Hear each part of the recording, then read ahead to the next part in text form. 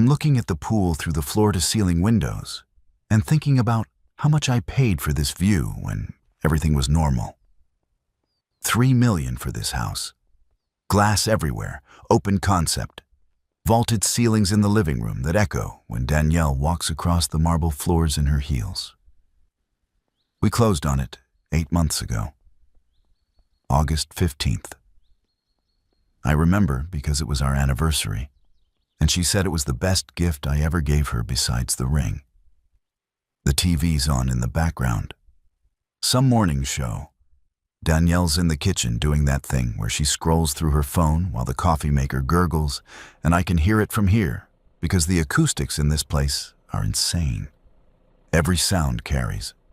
The ice maker in the fridge, the hum of the wine cooler, the central air kicking on. I'm not really paying attention to the TV until I hear the shift in the anchor's voice. That change from chipper to concerned but trying not to alarm. I've heard it before during wildfire season or when there's a shooter somewhere far enough away that it's news, but not our problem. Reports coming out of Ohio this morning of what health officials are calling an aggressive viral outbreak centered around Cleveland and spreading to surrounding counties. I glance over. Danielle's still on her phone, probably Instagram. She does this thing in the mornings where she checks what her friends posted last night like it's homework. The anchor keeps going. The CDC has issued a statement urging residents in affected areas to shelter in place while they work to identify the pathogen. And our witnesses report infected individuals displaying extreme aggression and... Danielle looks up. That's weird. Yeah. I'm watching now. They're showing helicopter footage of a street somewhere. Daytime, people running. Hard to make out details, but there's something off about the way some of them are moving. Lurching. Fast but wrong. Is that Cleveland? Danielle walks over, coffee mug in her hand. The mug says, Boss Lady in gold script. I got it for her birthday as a joke because she works from home doing social media consulting and spends most days in yoga pants. That's what they said. We watch for maybe 30 seconds before they cut back to the studio. The anchor's looking down at something off camera, getting information fed to him probably. When he looks up, his expression has changed again. Less composed. We're now getting reports of similar outbreaks in Pennsylvania and West Virginia. Again, officials are urging people to stay indoors and avoid contact with anyone displaying symptoms of infection, which include fever, violent behavior, and...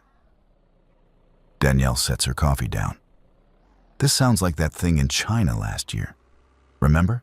That bird flu thing? This seems different. How? I don't answer because I don't know. Just a feeling in my gut. The way the news is coming in too fast. The way that footage looked. I pick up my phone and open Twitter and immediately wish I hadn't. The top trending topic is hashtag Cleveland outbreak. Below that hashtag Ohio virus. I scroll and it's video after video. Shaky phone footage. Someone screaming. A woman attacking a man in what looks like a parking lot. She's on top of him, and the person filming is too far away to see details, but close enough to hear the screaming. And then the screaming stops, but she keeps moving, keeps tearing at him. Jesus. I turn the phone so Danielle can't see it. What? Nothing. Just people freaking out online. She picks up her phone and starts scrolling. I watch her face change. Her thumb stops moving. Tyler, look at this. It's a news clip from a local Cleveland station. The footage is from inside a hospital. Emergency room. Complete chaos. Doctors and nurses trying to restrain someone on a gurney, but the person is thrashing so violently, the whole bed is moving. Then the person bites one of the nurses. Just lunges forward and clamps down on her forearm, and blood sprays across the white floor, and the nurse is screaming and trying to pull away, but the patient won't let go. The video cuts off. That's fake, Danielle says, but her voice sounds uncertain. That has to be fake, right? I go back to the TV.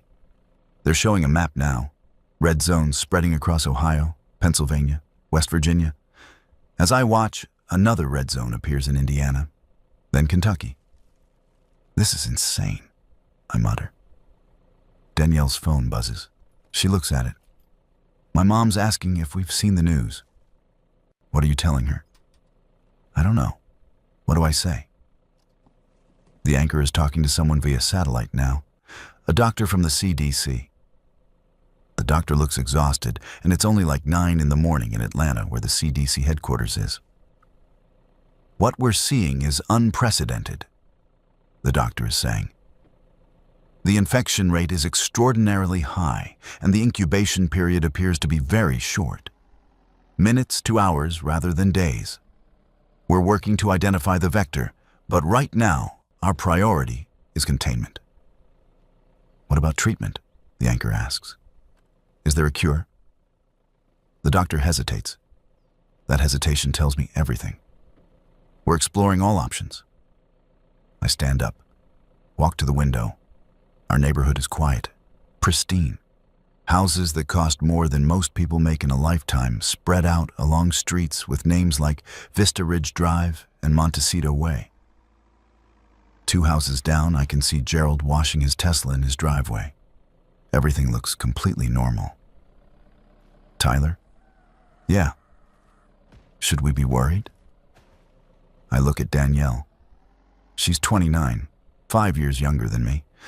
We met at a conference in San Diego 4 years ago. She was there representing some startup, and I was there with my real estate development company trying to network.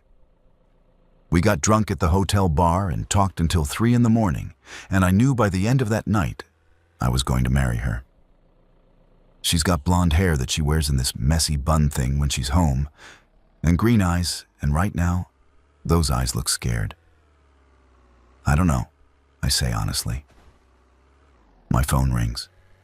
It's Marcus from work, I answer. You watching this shit? His voice is tight. Yeah. I'm closing the office, sending everyone home. Marcus owns the company. We develop luxury condos mostly. High-rises in downtown Seattle.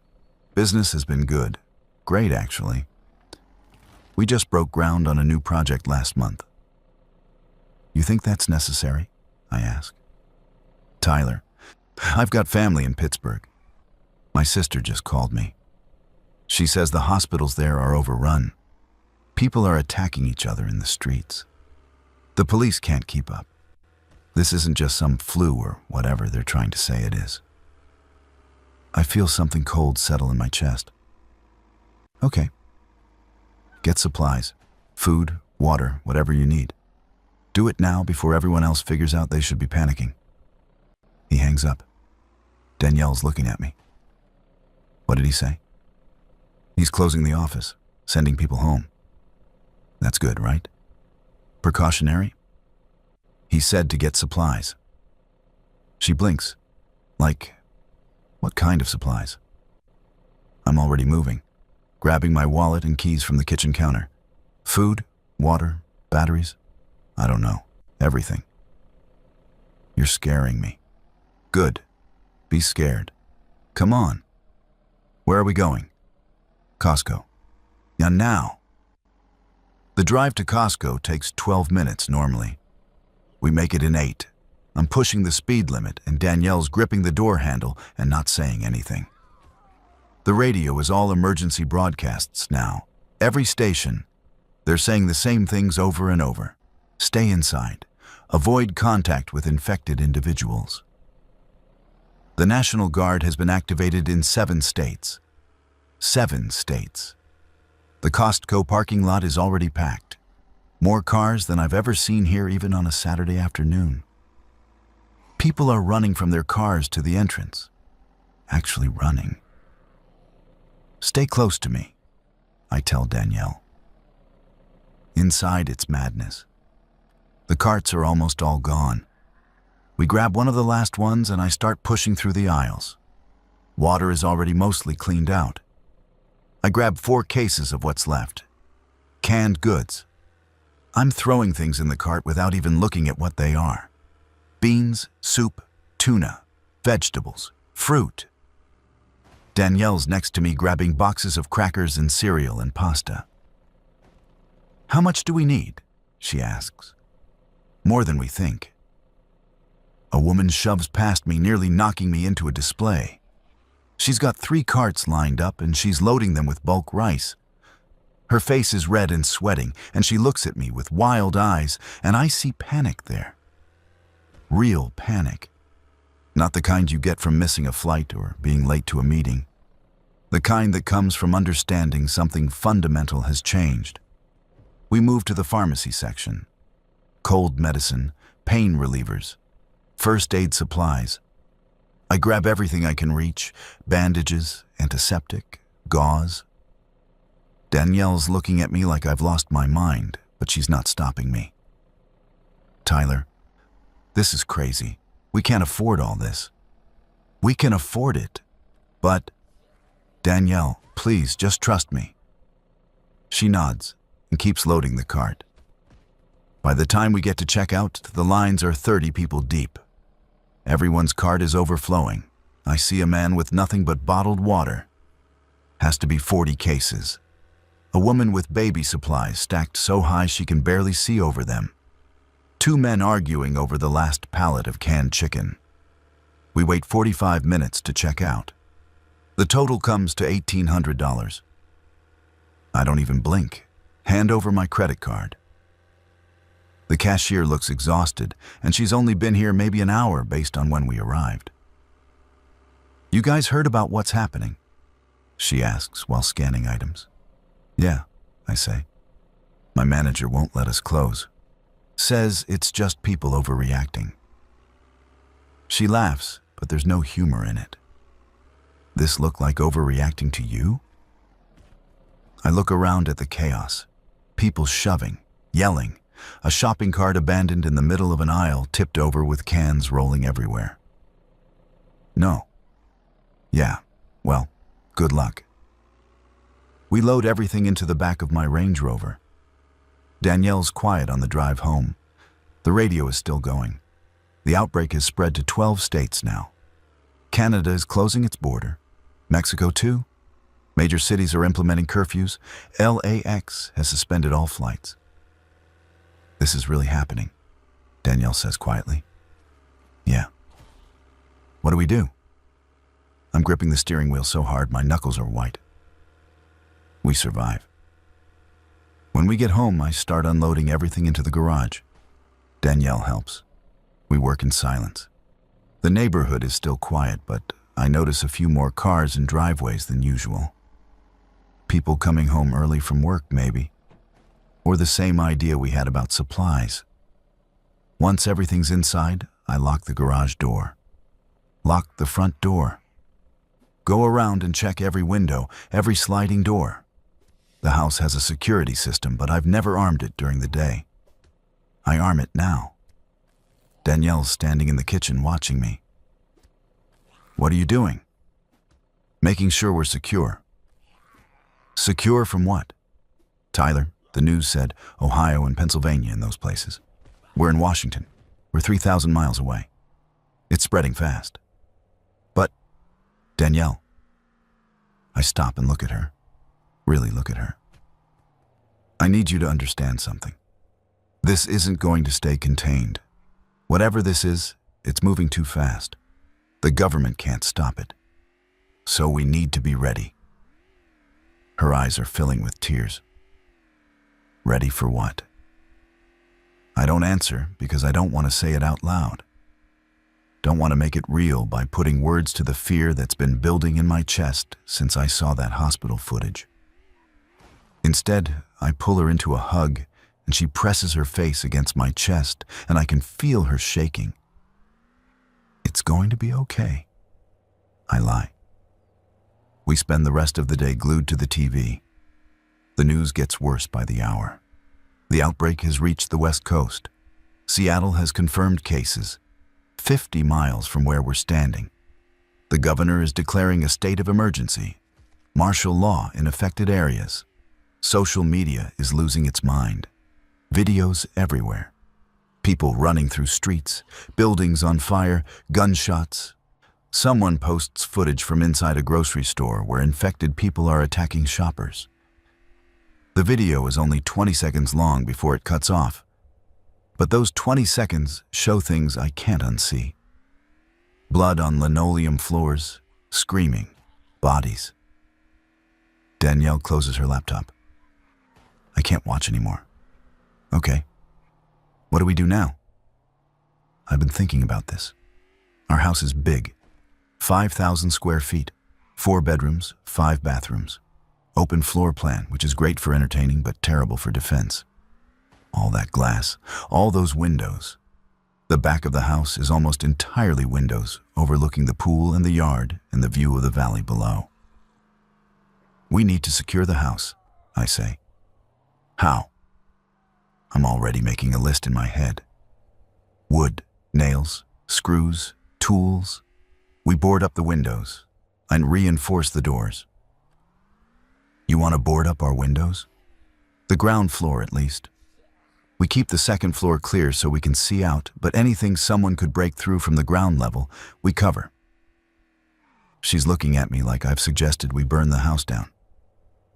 Tyler, this is our home, and I want to keep it that way. But boarding up the windows, that's so extreme. Danielle, please just let me do this. Let me keep us safe. She's quiet for a long moment. Then she nods. Okay. What do you need me to do? We make another supply run. Home Depot this time. It's worse than Costco. The lumber section is swarmed. Men loading 2x4s and plywood onto flatbed carts. The tool section is nearly empty. I managed to grab a nail gun, boxes of nails, a circular saw, work gloves, a drill. A man tries to take the nail gun out of my cart, and I shove him back hard enough that he stumbles. He glares at me, but doesn't try again. We're loading everything into the Range Rover when I hear it. Sirens, lots of them, coming from the direction of the city. I look at Danielle, and I can see she hears them too. We need to get home, I say. Yeah. The drive back is tense. More cars on the road now, everyone driving too fast. I see a fender bender at an intersection, and both drivers are out of their cars screaming at each other, and I just drive past. Not my problem. Getting home is my problem. When we pull into our driveway, I see Gerald outside again. He's standing in his yard, staring down the street. I follow his gaze and see smoke rising from somewhere in the distance. Black smoke. A lot of it. Tyler. He waves me over as I get out of the car. What's going on? Fire down in the valley, big one. Fire trucks can't get through because everyone's trying to leave the city at the same time. Traffic's completely gridlocked. Jesus. You guys stocking up too? He nods at the lumber in my car. Yeah. Smart. I sent my wife and kids to her parents' place in Idaho this morning. Figured they'd be safer there. You're not going with them? He shakes his head. Someone's got to watch the house. Plus, I've got my guns here. If things go south, I want to be prepared. Gerald's a tech guy. Works for Microsoft or Amazon or one of those companies. Mid-40s, runs marathons. I've never heard him talk about guns before. How many guns? I ask. Few rifles, a shotgun, couple handguns. You have any? One, a Glock. Oh, it's in my safe. You know how to use it? I've been to the range a few times. He looks at me for a second like he's deciding something. You should practice and get more ammunition if you can. I tried earlier, but the gun stores are already cleaned out. We talk for a few more minutes. He tells me he's planning to do the same thing we are. Board up windows, reinforce doors. He says his neighbor on the other side already left, packed up and drove to his cabin in Montana. When I get back to the car, Danielle's on her phone. My mom wants us to come to Spokane, she says. She says it'll be safer there. Smaller city. What do you think? I don't know. Maybe she's right. I look at our house. $3 million. Our dream home. Everything we worked for. If we leave, we might not be able to come back. If we stay, we might not be able to leave. She's right. I know she's right. But something in me refuses to abandon this place. Not yet. Not when we just got here. Not when we haven't even had our first Christmas in this house yet. Let's give it a day, I say. See how things develop. If it gets worse, we go, okay? She doesn't look convinced, but she nods. We spend the rest of the afternoon boarding up windows. I measure and cut plywood sheets, and Danielle holds them in place while I nail them up. We start with the living room. Those massive floor-to-ceiling windows that cost a fortune. I feel sick covering them, but I do it anyway. The view disappears behind wood. By the time the sun starts to set, we've covered most of the ground floor. The kitchen, the living room, the den, the guest bedroom. The house feels darker now, smaller. The natural light cut off. We have to turn on lamps even though it's only 6 in the evening. I'm exhausted. My arms ache from holding the nail gun. My hands are blistered.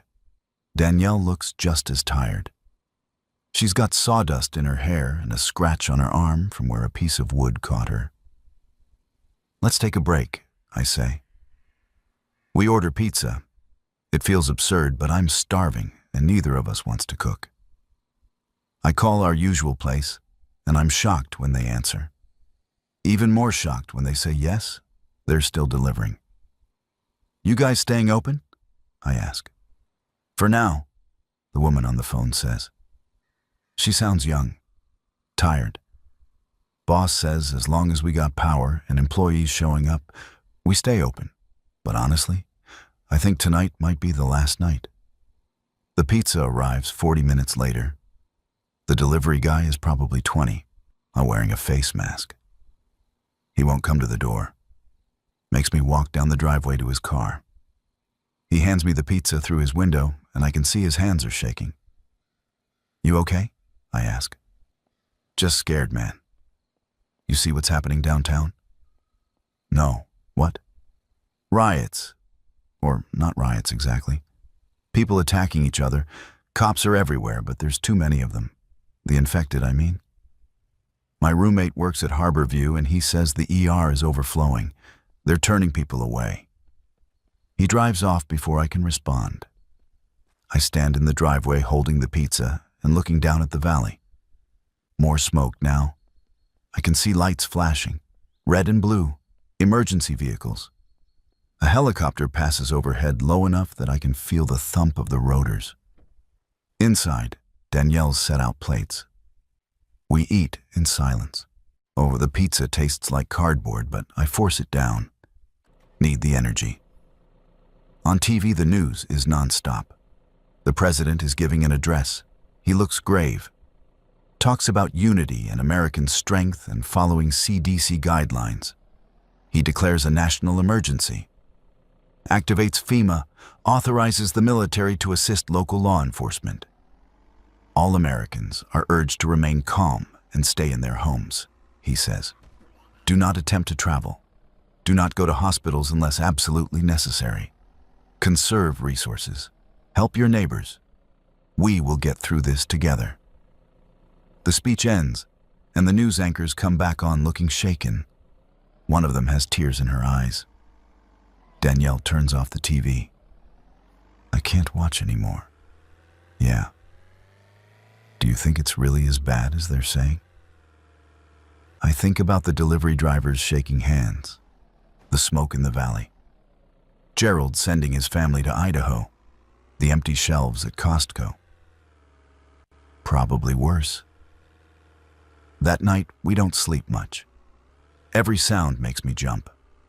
The house settling, the wind rattling a loose board I didn't nail down properly, car alarms going off in the distance, More sirens, helicopters. Around 3 in the morning, I hear gunshots. Not close, but not far enough away either. Danielle's curled against me. Did you hear that? Yeah.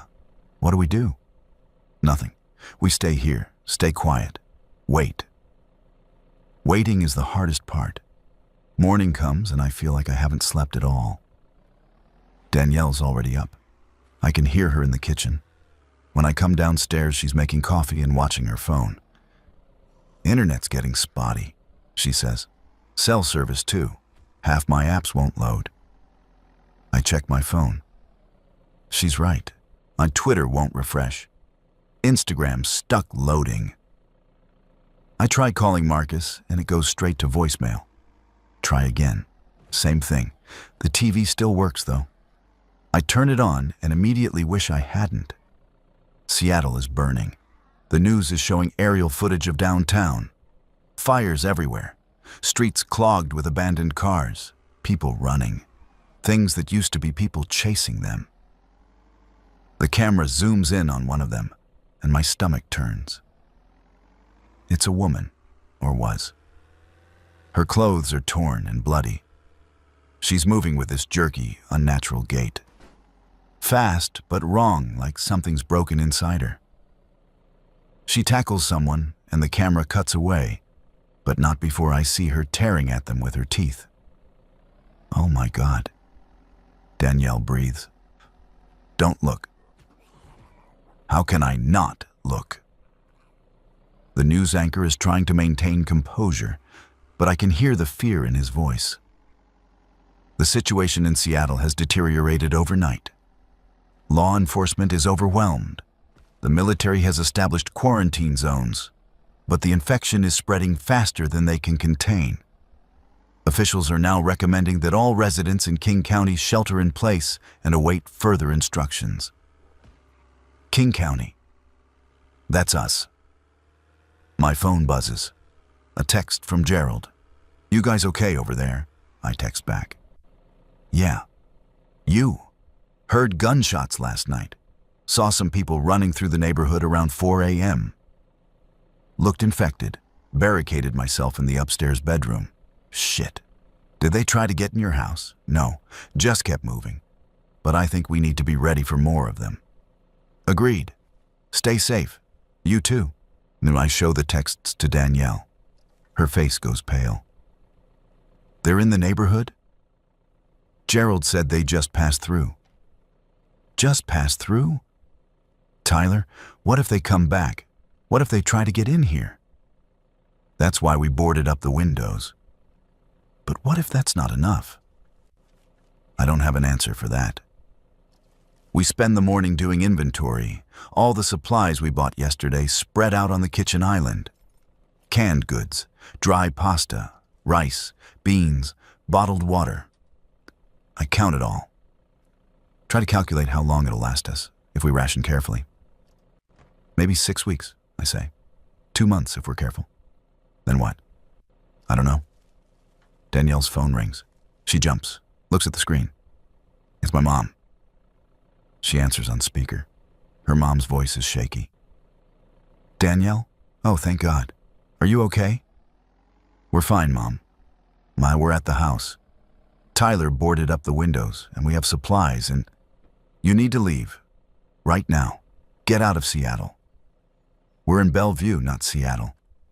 It doesn't matter. The whole area is infected. Your father and I are leaving Spokane. We're going to drive to your Aunt Carol's place in Wyoming. You should come with us. Mom, I don't think we can. The roads. I don't care about the roads. You have to try. Please, sweetie. I can't lose you. Danielle's crying now. I don't know if it's safe to leave. It's not safe to stay. I take the phone. Helen, it's Tyler. We're going to be okay here. The house is secure. We have food and water. If we try to leave now, we might get stuck on the highway or run into infected. I think we're better off staying put. Tyler, please, bring my daughter to me. I'm sorry. I can't risk her like that. There's a long pause. Then Helen starts crying. Deep, choking sobs. Okay, just keep her safe. Promise me you'll keep her safe. I promise. The call ends. Danielle's sobbing. I hold her and let her cry, and I feel the weight of that promise settling on my shoulders like a physical thing. Around noon, the power goes out.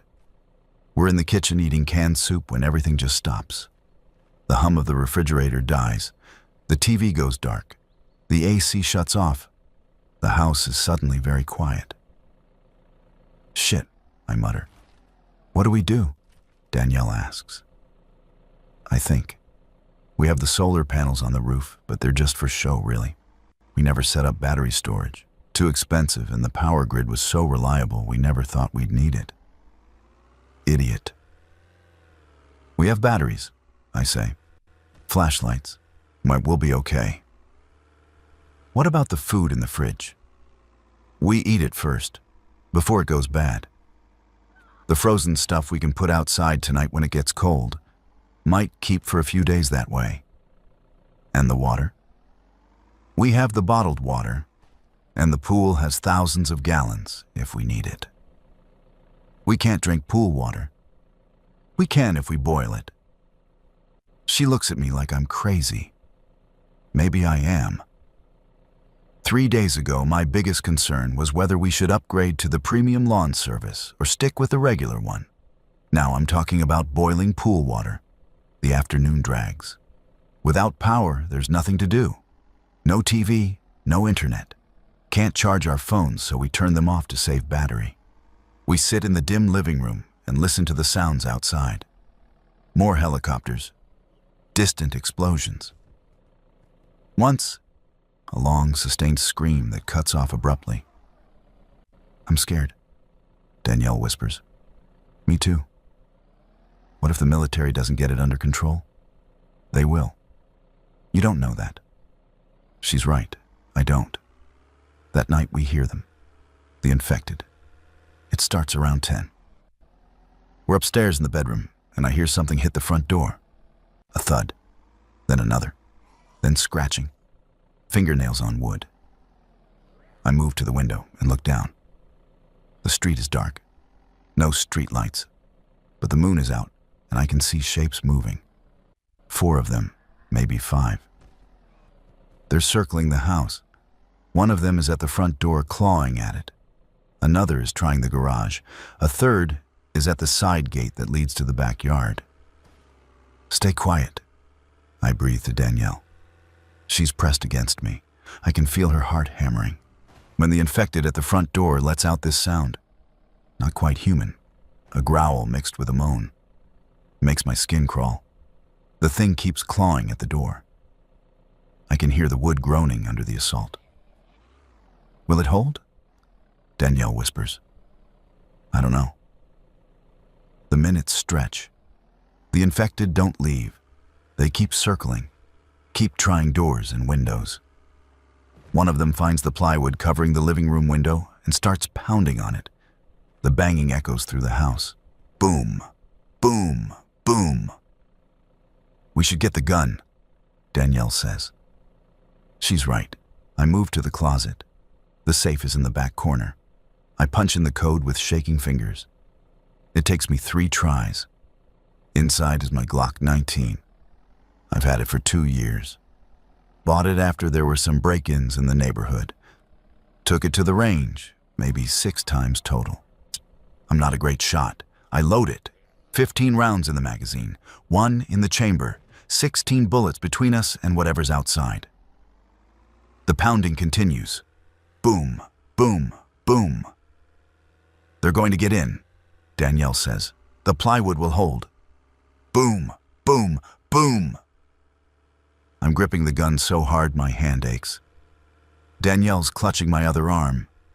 We stand there in the dark bedroom listening to the infected trying to break into our home, and I think about that promise I made to Helen. Promise me you'll keep her safe. The pounding goes on for what feels like hours.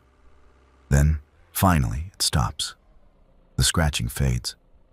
I move back to the window and look down. The infected are moving away.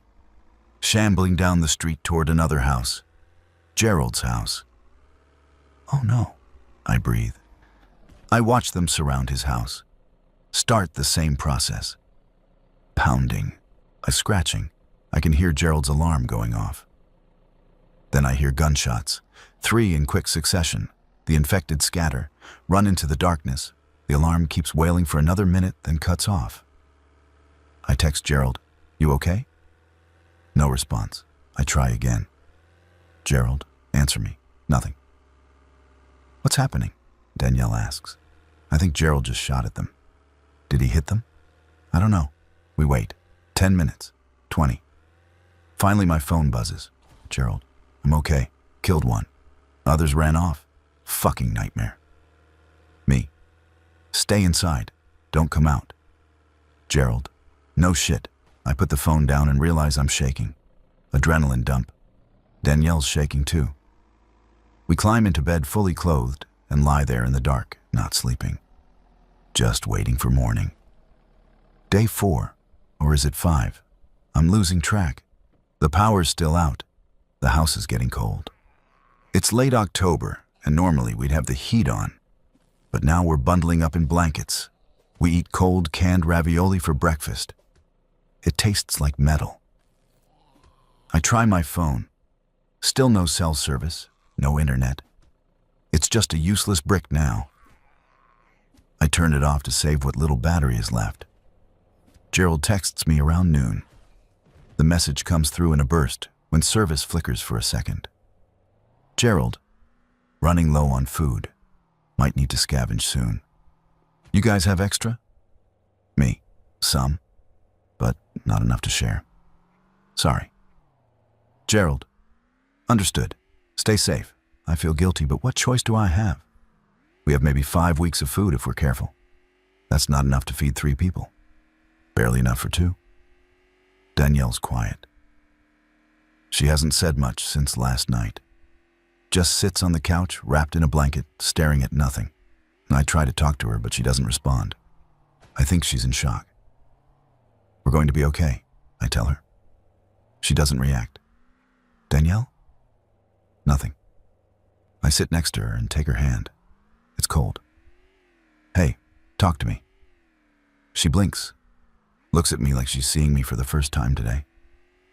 "I want my mom." "I know. I want to go home." We are home. This isn't home. Home is where I feel safe. I don't feel safe here. I don't know what to say to that. She's right. This place doesn't feel like home anymore. It feels like a tomb. That afternoon, I do a perimeter check. Go around the house examining all the boards I put up. Most of them are solid. A few have scratches and dents from last night, but nothing's broken. The doors are intact. The gate to the backyard is still locked. I'm checking the side of the house when I see it. A body in the street. One of the infected. Gerald's infected. The one he shot. It's lying face down in a pool of dried blood, wearing what used to be a business suit. Male. Hard to tell age because half the skull is missing. I stare at it for a long time, trying to process that this used to be a person, someone who went to work and had meetings and maybe a family. Now it's just meat rotting in the street. Movement catches my eye. Down the street. More infected. A group of them, maybe 10. They're moving house to house, trying doors, windows, looking for a way in, looking for food. I back away slowly. Get inside. Lock the door. Arm the security system, even though I don't know if it's working without power. They're out there, I tell Danielle. She doesn't respond. I spend the rest of the day reinforcing. Moving furniture in front of doors, stacking heavy things against the plywood on the windows. The couch goes in front of the living room window, the dining room table in front of the kitchen slider. Anything to add another layer between us and them. By the time I'm done, I'm exhausted. My back hurts, my hands are raw. I collapse on the floor and just lie there staring at the ceiling. Danielle comes and sits next to me. I'm sorry. For what? For shutting down, for not helping. It's okay. It's not okay. We're supposed to be in this together and I can't think straight. Every time I close my eyes, I see them, hear them. I sit up and pull her close. We're going to survive this. How do you know? Because we have to. It's not much of an answer, but it's all I have. Night falls again, and with it comes the cold. We pile on blankets, huddled together on the couch. I have the gun within reach, just in case. Around midnight, I hear something different. Not scratching or pounding. Something else. A voice. Hello? Is anyone there? I freeze. Danielle grips my arm. The voice comes again. Please, if you're in there, I need help. They're coming. It's a man's voice. Sounds young, scared. Danielle looks at me. Should we? No. But he sounds, no. It could be a trap. Or he could actually need help. Danielle, we can't risk it. The voice is louder now, more desperate. Please, I can hear them behind me. Please open the door. I move to the window and look down through a gap in the boards. There's a man at our front door. Can't see him well in the dark, but he's pounding on the door now. Behind him, shapes are moving. The infected, coming up the street fast. Oh God, they're coming, the man screams. Let me in, please. The infected are 20 feet away. 15. 10. The man sees them, turns and runs. He makes it maybe 5 steps before they're on him. He goes down screaming. The sound is horrible. Wet tearing, crunching. He's still screaming when they start feeding. Danielle vomits. I just stand there, unable to look away. The man stops screaming. The infected keep feeding. I pull Danielle away from the window, hold her while she sobs. We couldn't save him, I tell myself. We couldn't.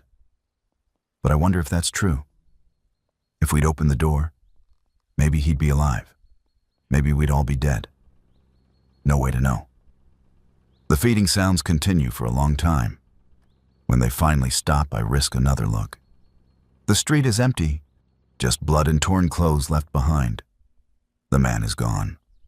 Taken or wandered off as one of them. Either way, he's not coming back. I don't sleep that night. Just sit in the dark with a gun in my lap, listening to Danielle cry softly next to me. Morning. Day 6, 7. Does it matter? We're almost out of bottled water. I knew this would happen. We've been drinking it too fast, not rationing properly. We need to use the pool, I tell Danielle. She's been better today, more present. Can we purify it somehow? Boil it. We have the camping stove. Propane. It'll work. We go out back. The pool looks the same as always. Crystal clear. Chlorinated. I fill a bucket and carry it inside. Set up the camping stove in the kitchen. Light it. The blue flame is comforting somehow. A reminder that we can still make things work. And I boil the water in batches. Pour it into empty juice bottles to cool. It's tedious work, but it gives me something to do. Something that feels productive. Danielle's going through our food supplies, making lists, rationing everything out. We have 38 cans of soup, she says. 12 boxes of pasta, 6 jars of sauce, 20 cans of vegetables, 10 of fruit, 8 of beans. How long will that last us? She does the math in her head. If we eat twice a day, maybe 5 weeks, 6 if we really stretch it. And after that? After that, we need to find more. We both know what that means. Going outside, scavenging, risking exposure to the infected. Not yet, I say. We wait as long as possible. She nods. The day passes slowly. We play cards. Read books we've read before.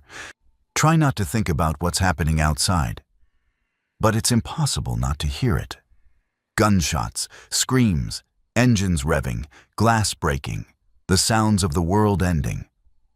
Around sunset, Gerald texts again. Gerald, saw a military convoy pass through this morning.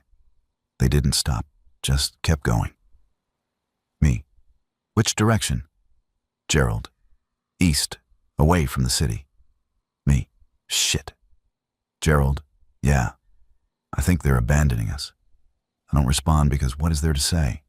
If the military's leaving, that means they've given up. Means we're on our own. That night, 3 infected try to get in through the back slider, the one I reinforced with the dining room table. They throw themselves against the glass over and over. The glass cracks, but doesn't break. The table holds. I stand there with the gun pointed at the door, ready to fire if it gives. After 20 minutes, they wander off. I'm shaking so badly, I have to sit down. We can't keep doing this, Danielle says. I know. Every night they come. Every night we barely hold them off. Eventually something's going to give. I know. So what do? I've been thinking about this. We go upstairs, barricade ourselves on the 2nd floor. If they get in downstairs, we retreat up there, make our stand. For how long? As long as we can. It's not a great plan, but it's all I have. We spend the next day moving supplies upstairs. Food, water, the camping stove, blankets, everything we might need if we have to hole up in the master bedroom.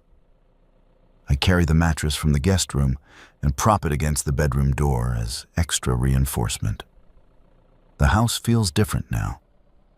The ground floor is basically abandoned. A no man's land. We live entirely on the 2nd floor. It's safer, but it's also more confining. The walls are closing in. Danielle's getting quieter again. I catch her staring out the window sometimes. Just staring at nothing. When I ask what she's thinking, she doesn't answer. I'm worried about her. Worried about both of us. The stress is eating away at us. We snap at each other over small things. Who left the water bottle uncapped? Who used too much propane heating soup? Stupid things that wouldn't matter normally, but now feel enormous. I'm sorry, I tell her after one fight. I don't even remember what it was about. Me too. We hold each other, and I can feel how thin she's getting. We're both losing weight. Rationing means not enough calories. I'm constantly hungry now. A gnawing ache in my stomach that never goes away. Night. The infected come like clockwork now. Every night around the same time. They circle the house, try the doors, pound on the boards. Sometimes they leave after a few minutes. Sometimes they stay for hours. Tonight they're persistent. I count 7 of them. They figured out the back slider is weak. They're all focused there, throwing themselves against it in waves. The glass shatters. Oh God, Danielle breathes. But the table holds. The infected can't get past it. They're reaching through the broken glass, trying to grab it, move it, but it's too heavy and wedged too tight. One of them gets its arm through. I can see it from upstairs. The arm is pale, covered in dried blood. The hand opening and closing like it's trying to grab something. I aim the gun, 15 feet, easy shot. I've practiced this distance at the range. I pull the trigger. The sound is deafening in the quiet house. The bullet hits the infected in the shoulder. It jerks back but doesn't go down, doesn't even seem to notice. I fire again. This time, I aim for the head. Miss, hit the wall behind it. The infected are going crazy now. The gunshots have them in a frenzy. They're all at the back slider, pushing, grabbing, moaning. I fire 3 more times. One shot connects, catches an infected in the temple. It drops. The others don't care. They're climbing over the body trying to get in. Tyler, Danielle screams. The table is moving. They're pushing it. Inch by inch, it's sliding across the floor. I empty the magazine. Bullets punching through drywall, and glass and flesh. 2 more infected drop. The rest keep coming. I reload. My hands are shaking so badly, I drop the magazine twice before getting it in. The table is halfway across the kitchen now. The infected are squeezing through the gap. The first one is inside. I fire. The shot takes off the top of its skull. It collapses. Another one is coming through. I fire.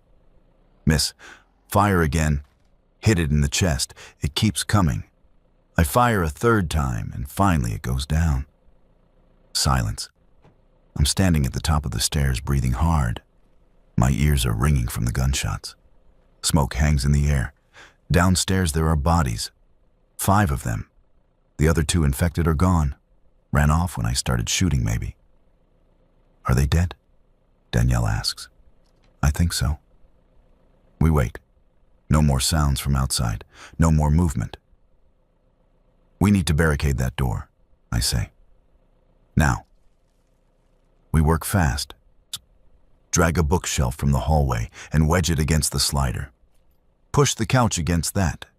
Stack boxes on top. Anything to block the opening. By the time we're done, I'm exhausted. We go back upstairs, and I realize I'm bleeding. Broken glass must have cut my arm when I was moving furniture. It's not deep, but it's long. Danielle bandages it with supplies from the first aid kit. How many bullets do we have left? She asks. I count. 23. Is that enough? It has to be. We don't sleep. Just sit together in the dark, waiting for dawn. Morning comes, and I survey the damage. The back slider is destroyed, glass everywhere. 5 bodies on the kitchen floor, already starting to smell. The table is across the room. Our makeshift barricade is holding, but I don't know for how long. We can't stay here, Danielle says. Oh, where would we go? Anywhere. Spokane.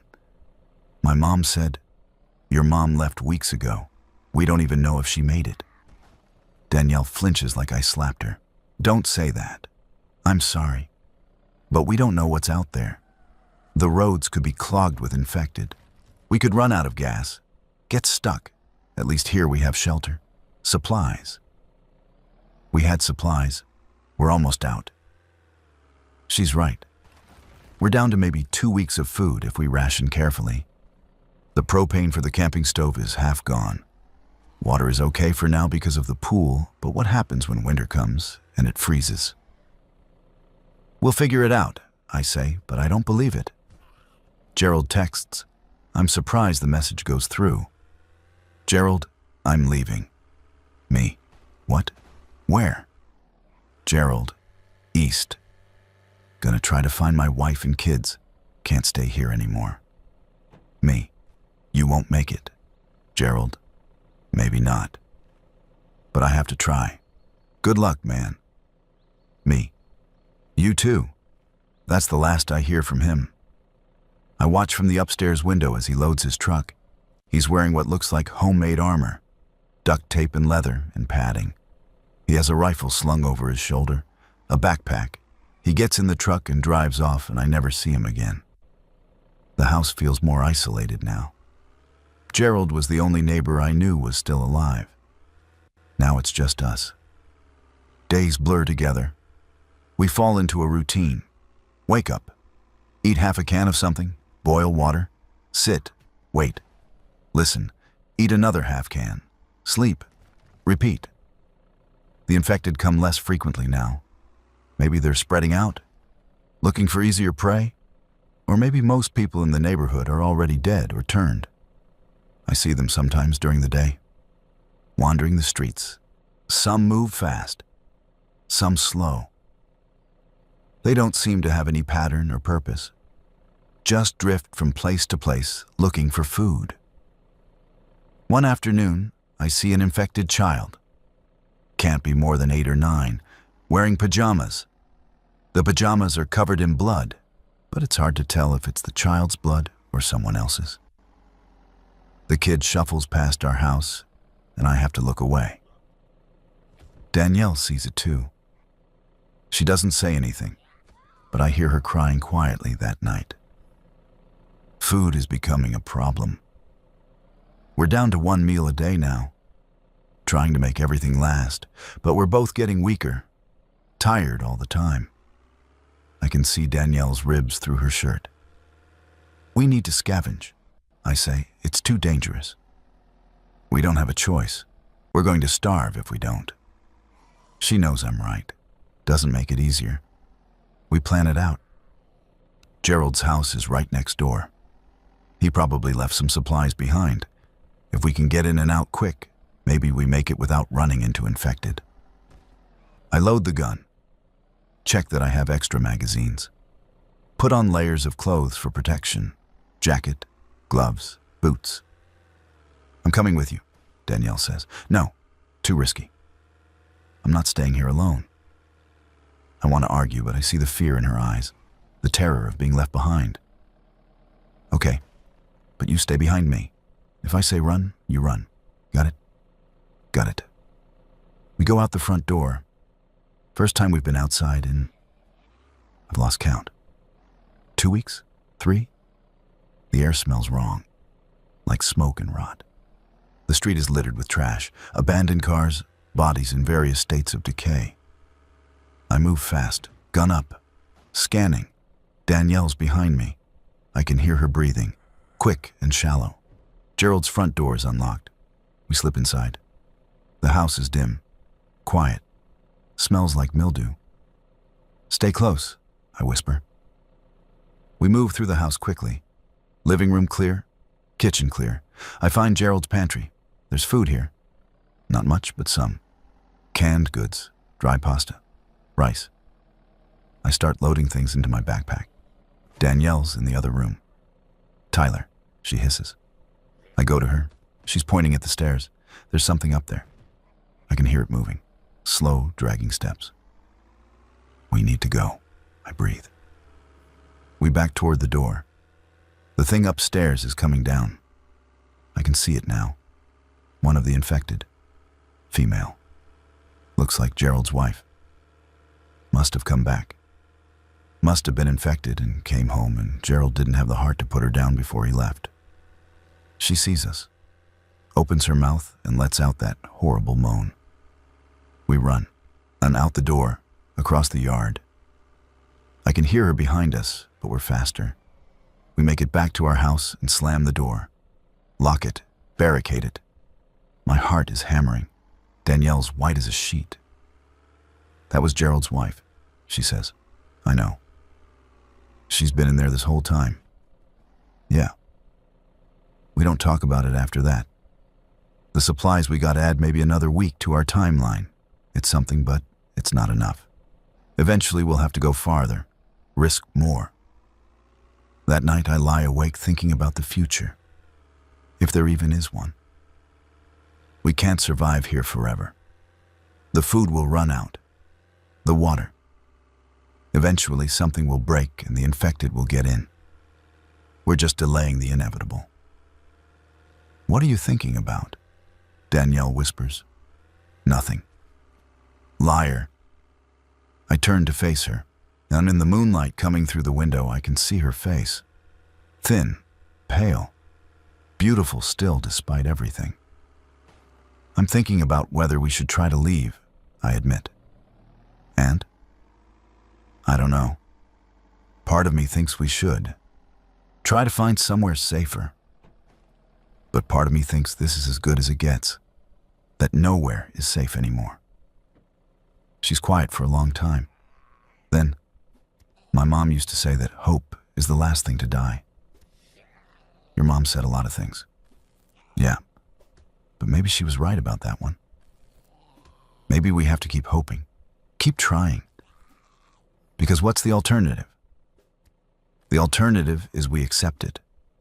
Accept that this is our life now. This house, these walls. Until we run out of food, or they break through, or we just give up. I don't want to give up. Me neither. But I can feel it creeping in anyway. That hopelessness, that resignation. It's like a weight on my chest, getting heavier every day. More days pass. We're eating once every other day now. The hunger is constant. My stomach hurts all the time. I feel weak, dizzy. Danielle is worse. She can barely get out of bed some mornings. I force myself to keep moving. Boil water, check the barricades, watch for infected. But it's getting harder. Everything is harder. One morning I wake up and Danielle won't open her eyes. Danielle? I shake her gently. Danielle, wake up. She mumbles something. Her skin is hot. Fever. No, no, no. I breathe. I check her over. No bites, no scratches. She hasn't been exposed. This is something else. Infection, maybe? Or just her body giving out from malnutrition. I give her water, force her to drink. She's barely conscious. I don't know what to do. We don't have medicine. No way to get help. I'm completely helpless. She burns with fever all day. I sit next to her, wiping her forehead with a damp cloth, giving her water when she'll take it, watching her chest rise and fall, and praying she keeps breathing. That night she wakes up lucid for a moment. Tyler? I'm here. Am I dying? No, you're going to be fine. Don't lie to me. I can't speak. My throat is too tight. It's okay, she whispers. I'm tired anyway. Don't say that. You have to fight. Please. I love you. I love you too. So much. She closes her eyes, and I think that's it. That she's gone. But her chest keeps moving. She's still breathing. Still alive. I don't sleep. Just sit there holding her hand, willing her to survive. Morning comes and her fever breaks. She's weak. Can barely move. But she's alive. You scared the shit out of me, I tell her. Sorry. I laugh, and it comes out as a sob. I'm crying. Haven't cried this whole time, but now I can't stop. Danielle reaches up with a shaking hand and touches my face. We're going to be okay. Yeah. We have to believe that. I'm trying. Recovery is slow. It takes her days to regain enough strength to sit up. A week before she can walk. We're out of food now, completely. The last can of beans is gone. We're living on boiled pool water and nothing else. We have to leave, I say. We don't have a choice anymore. Danielle nods. She knows. We pack what little we have. Clothes, the gun and ammunition, empty water bottles to fill. I take one last look at the house. $3 million. Our dream means nothing now. We leave through the front door. The street is empty, silent. We walk slowly. Danielle's still weak, and I'm not much better. Every step feels like it takes all my energy. I don't know where we're going, just away. Somewhere else. Anywhere but here. A block down, I see movement. Infected. 3 of them. They see us too. Run, I tell Danielle. We run, or try to. More of a stumbling jog. The infected are faster, they're gaining. I turn and fire. The shot goes wide. I fire again. 1 of them drops. 2 left. We're at an intersection. A car is sitting there. Doors open. Keys still in the ignition. Get in, I shout. We pile into the car. I turn the key. The engine sputters. Dies. Come on, come on, come on, I mutter. The infected are 20 feet away. 15. I turn the key again. The engine catches, roars to life. I slam the gas and we lurch forward. In the infected grab for the car, but miss. We're moving, getting away. I drive with no destination. Just drive. The streets are apocalyptic. Burned out buildings, crashed cars, bodies everywhere. Some moving, some not. We pass through downtown. It's completely destroyed. Every window broken. Fires still burning in places. The infected are everywhere. Hundreds of them, maybe thousands. I keep driving. Out of the city, into the suburbs, past abandoned neighborhoods and silent houses. The gas gauge is dropping. We're going to run out soon. Where are we going? Danielle asks. I don't know.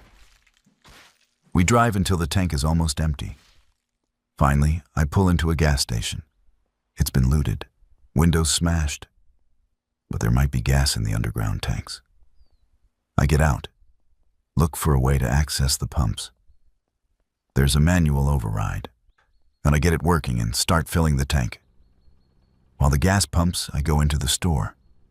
It's trashed, shelves empty, but in the back I find a storage room. There's food here, not much.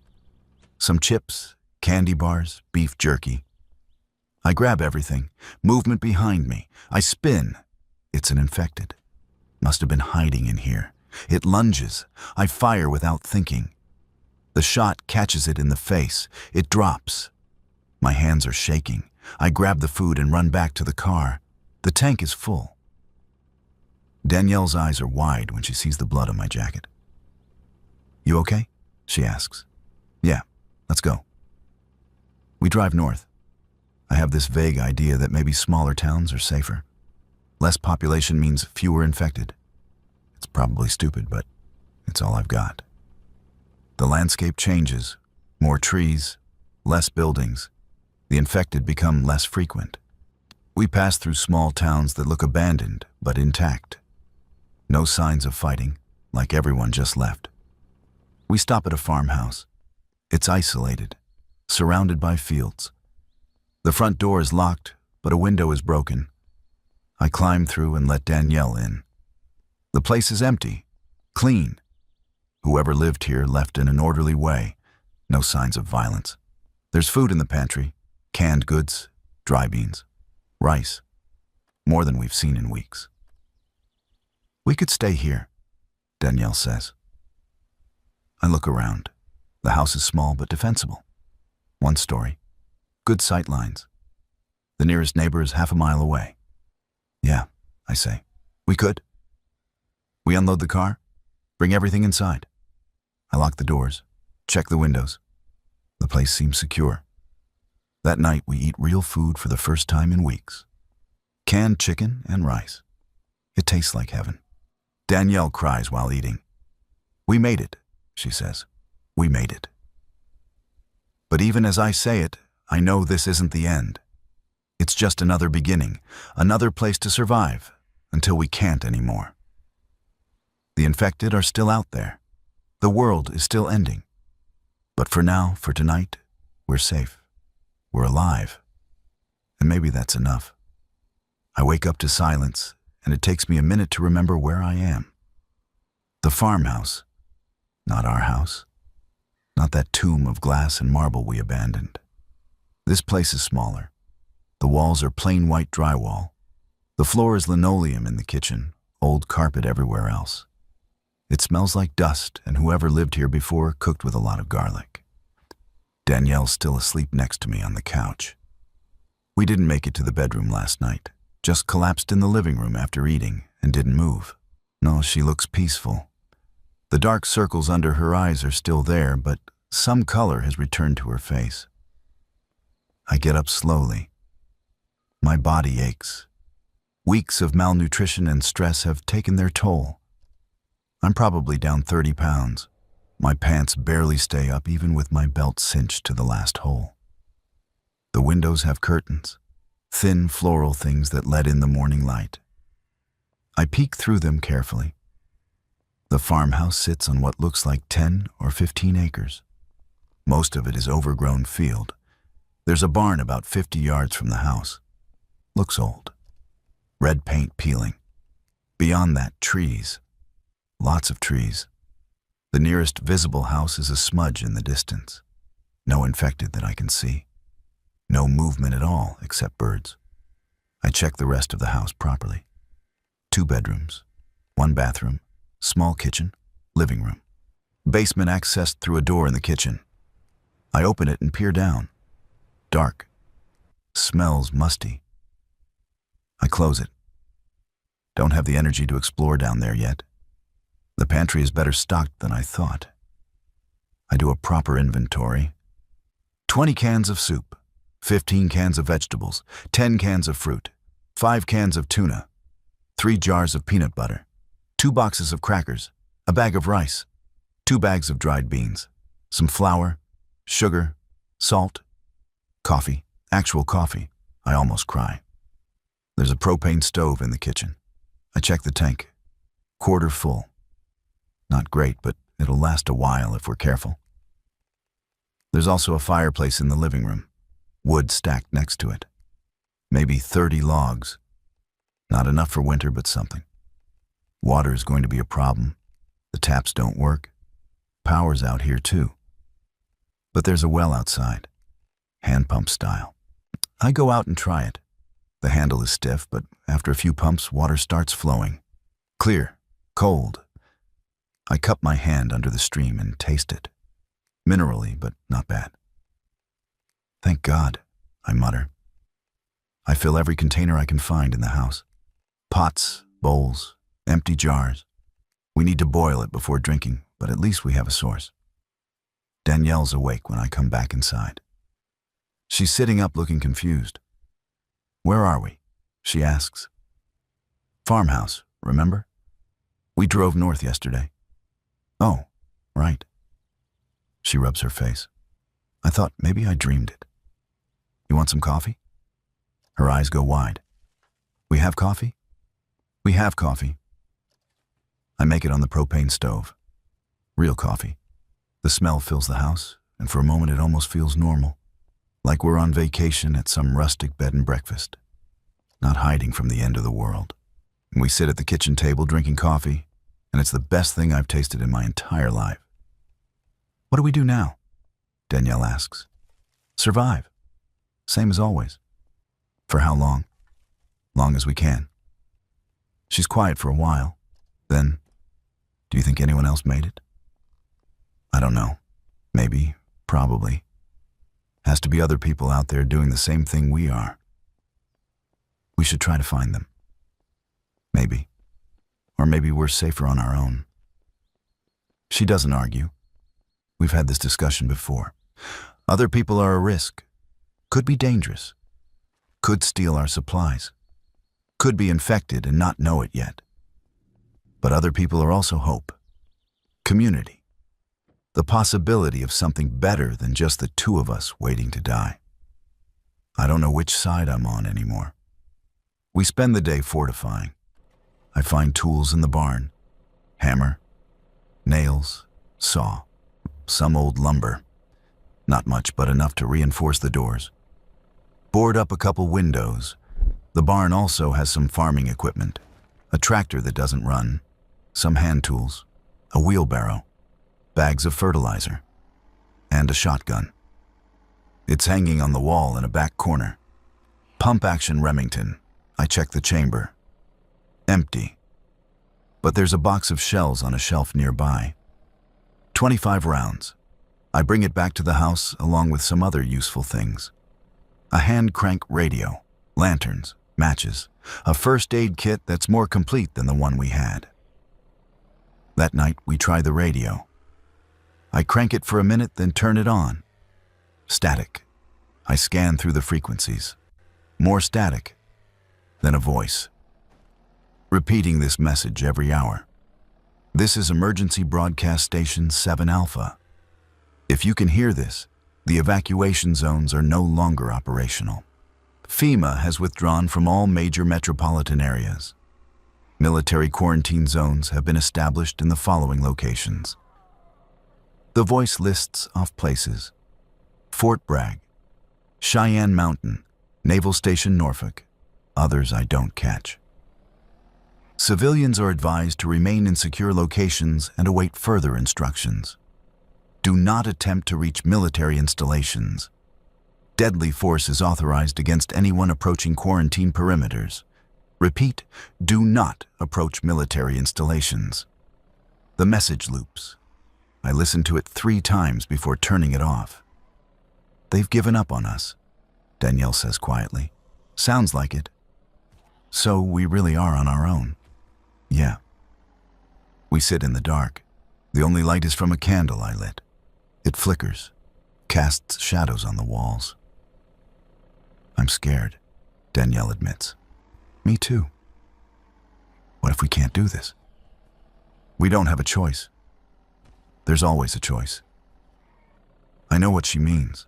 The gun. The easy way out. I've thought about it. Late at night when the hopelessness feels like it's crushing me. But I can't. Not while Danielle's alive. Not while there's still a chance. We're going to make it, I tell her. I promised your mom I'd keep you safe, and I meant it.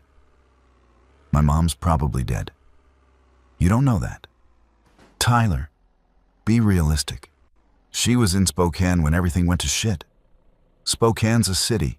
Cities are death traps now. She didn't make it. Neither did your parents, or your brother, or any of our friends.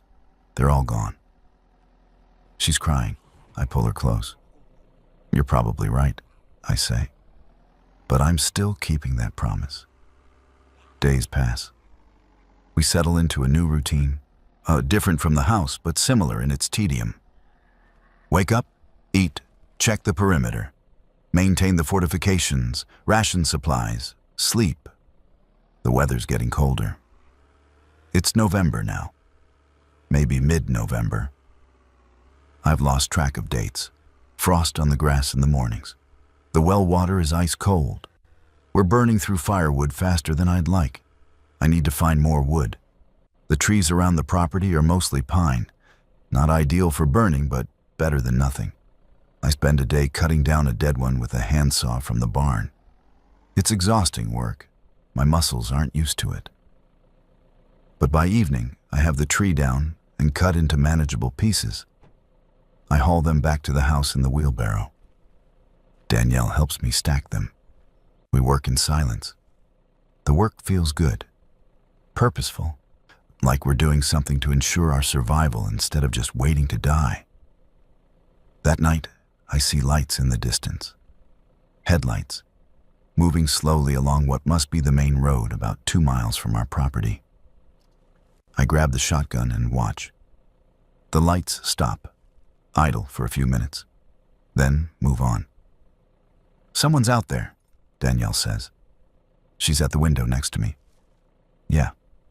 Should we signal them? No. Why not? Because we don't know who they are. Could be dangerous. Or they could be people like us, looking for help, for other survivors. Or they could be raiders looking for supplies to steal. We can't risk it. She pulls away from the window. You've become so paranoid. I've become realistic. There's a difference between being careful and being... She trails off. Doesn't finish. Being what?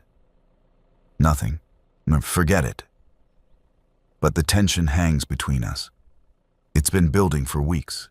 The stress, the isolation, the constant fear. We're fraying. Both of us. The next morning, I check our supplies again. We're doing okay. The food from the pantry is stretched further than I expected. At our current rate, we have maybe another month, maybe 6 weeks. Water isn't a problem as long as the well doesn't freeze. But then what? We'll need to scavenge eventually. Find more food, more supplies. That means going into town. Taking risks. I put it off. Tell myself we have time. A week later, we hear engines. Lots of them. I look out and see a convoy. 5 vehicles. Trucks, mostly. They're driving slowly through the area. Searching. One of them turns onto our property. Shit. I breathe. I grab both guns. Give Danielle the Glock. Safety's off. You remember how to use it? She nods. Her hands are shaking. The truck stops about 100 feet from the house. 3 men get out. They're armed. Rifles. They spread out. One approaches the house. "Hello," he calls out. "Anyone home?" I don't answer. Just watch through the gap in the boarded window. "We're not here to hurt you," the man continues. "We're from a settlement about 30 miles north. We're looking for survivors, trying to rebuild. If you're in there, come out. Talk to us." Still, I don't answer. The man waits. then confers with the other two. They walk around the house, checking, looking for signs of life. One of them sees the smoke from our fireplace, points at it. They know we're here. "Look," the man calls out again. "We can see you've been using the fireplace. We know someone's inside. We're not going to force you out, but you should know that winter's coming. It's going to be brutal. You're not going to survive out here alone. We have food, shelter, safety in numbers. We're offering you a place with us." I look at Danielle. She's looking at me. I can see the hope in her eyes, the desperate want to believe that there's something better than this. But I can also see the fear, the knowledge that this could be a trap. "What do we do?" she whispers. I don't know. This is the choice I've been dreading. Stay isolated and eventually die, or trust strangers and possibly die faster. "Give me a minute," I call out. The man nods. "Take your time." I pull Danielle into the bedroom, out of earshot. "What do you think?" I ask. "I think we should consider it. What if they're telling the truth? What if there really is a settlement? And what if they're lying? What if they just want our supplies, or worse? We can't live like this forever, Tyler. We're running out of food, out of options. Maybe this is our chance. Or maybe it's a death sentence." She grabs my arms. "I can't do this anymore. I can't spend every day terrified and alone and slowly starving. I need something to hope for, even if it's dangerous. Please." I look into her eyes, and I see it. She's breaking. The isolation is killing her just as surely as starvation would. If we stay here, she might survive physically, but mentally she'll be gone. "Okay," I say. "We'll talk to them, but we keep the guns. And if anything feels wrong, we run. Deal?" "Deal." We go outside. The three men turn to face us. Up close, they look tired, worn, but not hostile, and their weapons are lowered. "Thank you for coming out," the first man says. He's maybe 40, beard, kind eyes. "I'm David. This is Marcus and John." I tense at the name Marcus. Danielle notices, squeezes my hand. Different Marcus, not my boss Marcus, who's probably dead. "I'm Tyler. This is my wife, Danielle. Good to meet you both.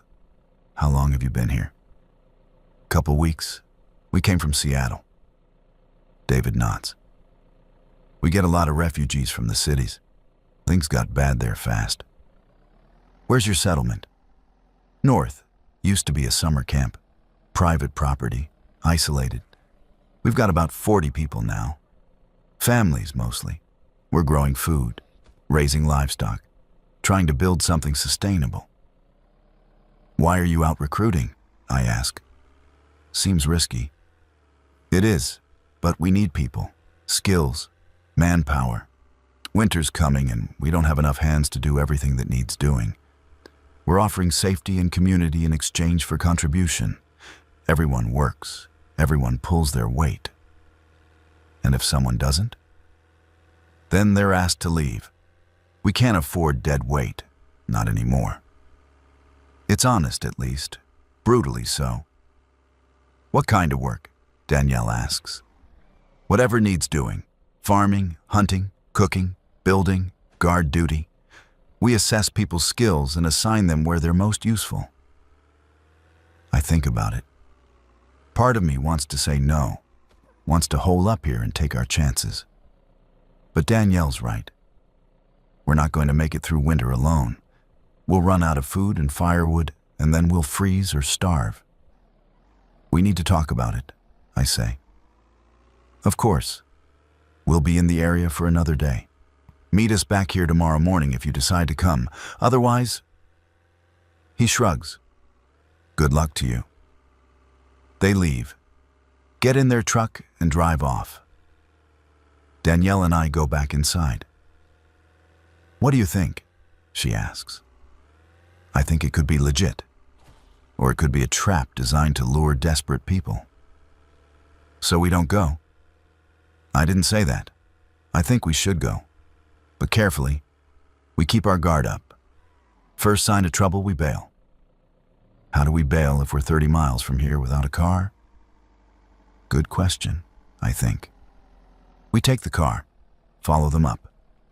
That way we have an escape route. They might not like that. Then they're not as friendly as they claim. We spend the rest of the day and night debating, going over every possible scenario. By morning, we've decided we're going. It's too risky to stay and too risky to go, but the risk of going feels slightly better than the risk of staying. We pack everything we can carry: food, water, guns, ammunition, clothes, medical supplies. I load it all into the car. We leave the house behind. Another place that was supposed to save us. Another false hope. The men are waiting where they said they'd be. David smiles when he sees us. You decided to come. We're willing to check it out, I say. But we're keeping our car, in case things don't work out. His smile fades slightly, but he nods. Fair enough. Follow us. It's about an hour's drive. We follow the convoy north. The landscape becomes more rural, fewer houses, more trees. We pass through small towns that look completely abandoned. No signs of infected. No signs of life at all. Just empty buildings and overgrown yards and silence. Eventually, we turn off the main road onto a gravel path. A sign says, Camp Riverside, private property. We drive another mile, and then I see it. The settlement. It's bigger than I expected. Maybe 20 buildings. Cabins, mostly. A large central building that might be a dining hall. Gardens, fences, watchtowers. People moving around. Working. We pull up to a gate. 2 armed guards check us over. One of them radios ahead. The gate opens and we drive through. David parks and gets out. We do the same. Welcome to Camp Riverside, he says. A woman approaches. Late 30s, short dark hair. She's wearing practical clothes. Jeans, boots, a heavy jacket. She extends a hand. I'm Sarah. I'm the camp administrator. David tells me you're from Seattle. Yeah, I say, shaking her hand. Tyler and Danielle Webb. Wait, no. Shit. I used my boss's last name. I'm so tired I'm mixing things up. Tyler and Danielle Brooks, I correct, making up a name. We never discuss this. Stupid. If Sarah notices the slip, she doesn't comment.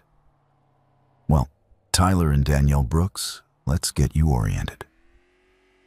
She takes us on a tour, shows us the dining hall where communal meals are served, the gardens where they're growing winter vegetables, the livestock pens with chickens and goats, the workshop where people are building and repairing things, the clinic with a nurse practitioner named Helen, different Helen, not Danielle's mom.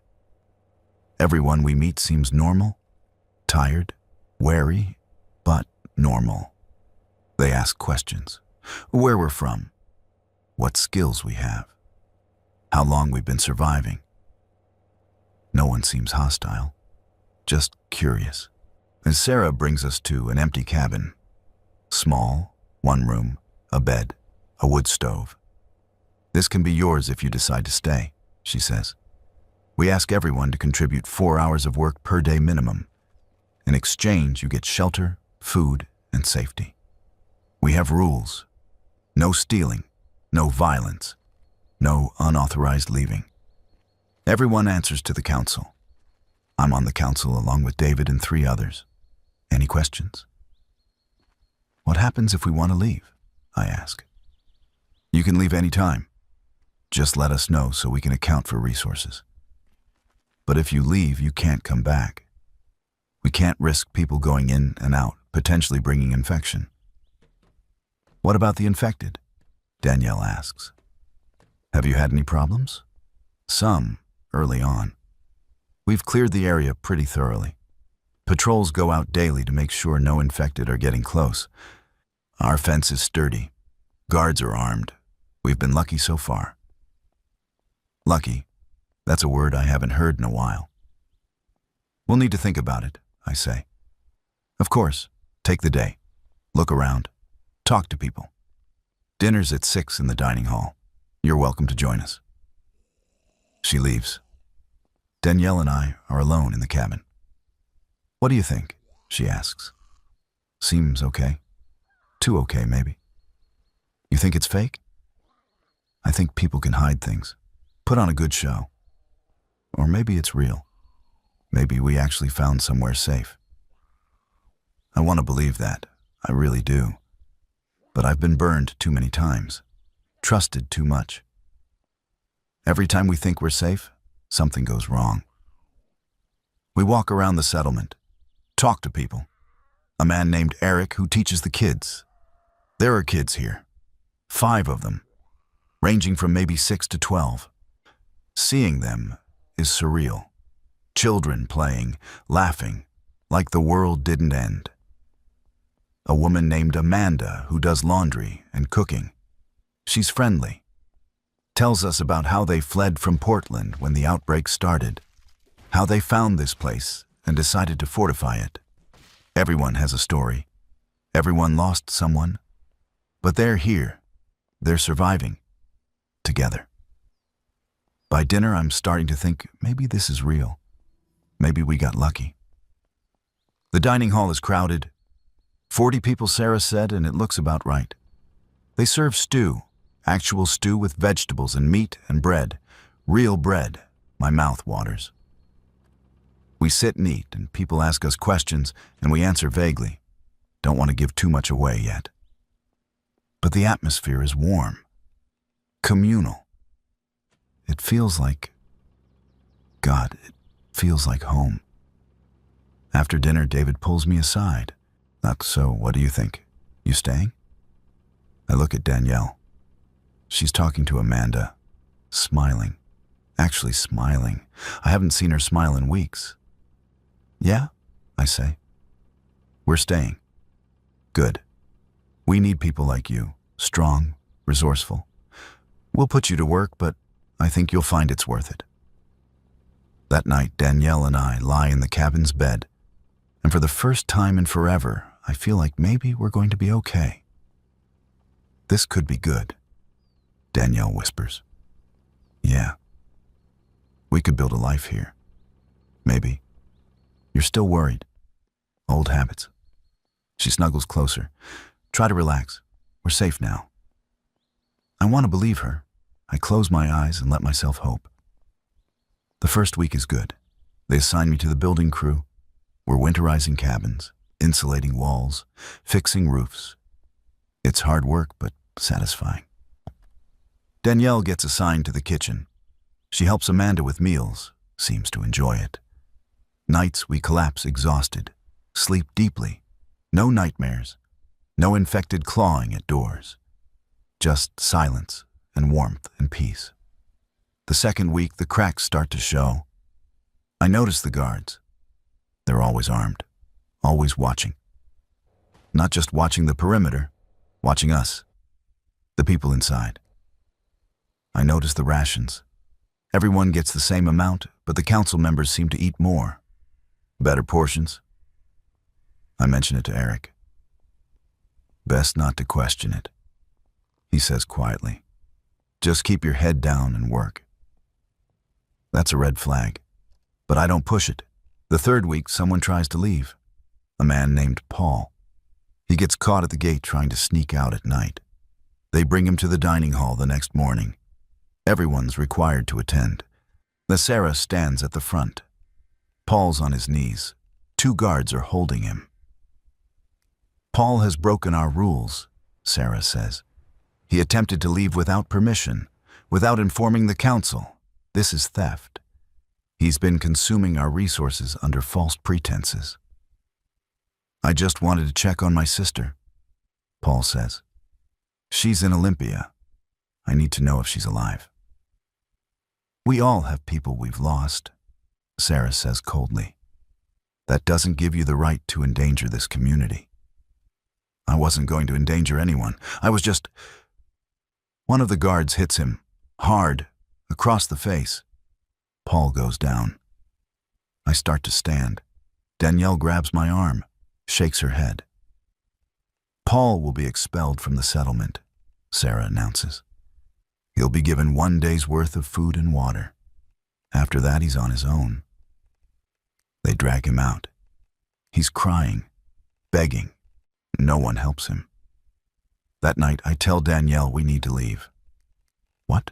Why? Because this place isn't what we thought. It's a dictatorship. Sarah and the council have all the power. Anyone who steps out of line gets punished. So we keep our heads down, follow the rules. Until when? Until they decide we're not useful anymore? Until we question something and end up like Paul? You're being paranoid again. Am I? Did you see what they did to him? He was breaking the rules. Trying to leave. They have to maintain order. By beating people? By expelling them to certain death? She's quiet. Then, where would we even go? We gave up the farmhouse. We don't have supplies. It's almost winter. She's right. We're trapped. We walked into this willingly, and now we can't walk out. I start planning anyway. Quietly. Watching routines, guard rotations, where supplies are kept, how the gates work. David notices. Pulls me aside one day. You seem distracted, he says. Just tired. You're not thinking about leaving, are you?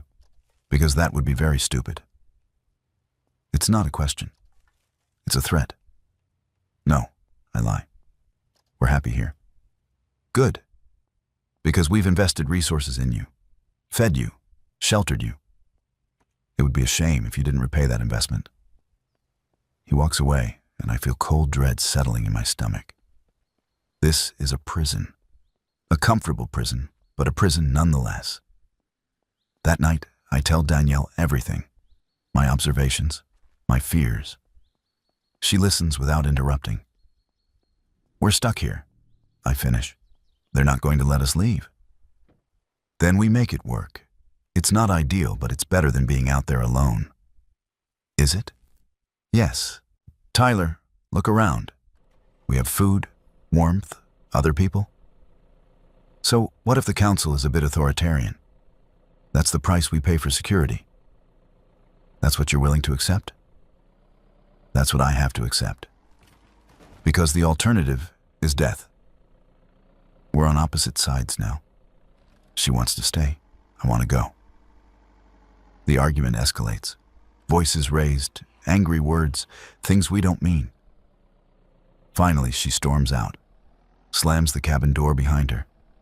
I sit alone in the dark and wonder how we got here, how everything went so wrong so fast. A knock at the door. I open it expecting Danielle. It's Sarah. May I come in? I step aside. She enters, looks around the cabin like she's appraising it. David tells me you might be having second thoughts about staying, she says. No, we're fine. Are you? Because it seems like you're causing discord. Anna questioning our methods. That's problematic, Tyler. I'm not questioning anything. Good. Because we can't have dissent. This community survives because everyone follows the rules. Everyone trusts the council's leadership. If people start questioning, start doubting, everything falls apart. You understand that, don't you? Yes. I'm glad. Because I'd hate to lose you. You're a hard worker, useful. We need people like you. She pauses. But we need loyal people. Can I count on your loyalty? The way she asks makes it clear there's only one acceptable answer. Yes, I say. Excellent. I'll let you get some rest. Big day tomorrow. We're expanding the garden. Need all hands. She leaves. I lock the door behind her and lean against it, breathing hard. We're prisoners, and there's no way out. Danielle comes back an hour later. Her eyes are red from crying. I'm sorry, she says. Me too. Can we just try to make this work, please? I pull her close. Yeah, we'll make it work. But even as I say it, I'm thinking about the guns hidden under the bed, about the fence, about guard rotations, about how to get us out of here before it's too late.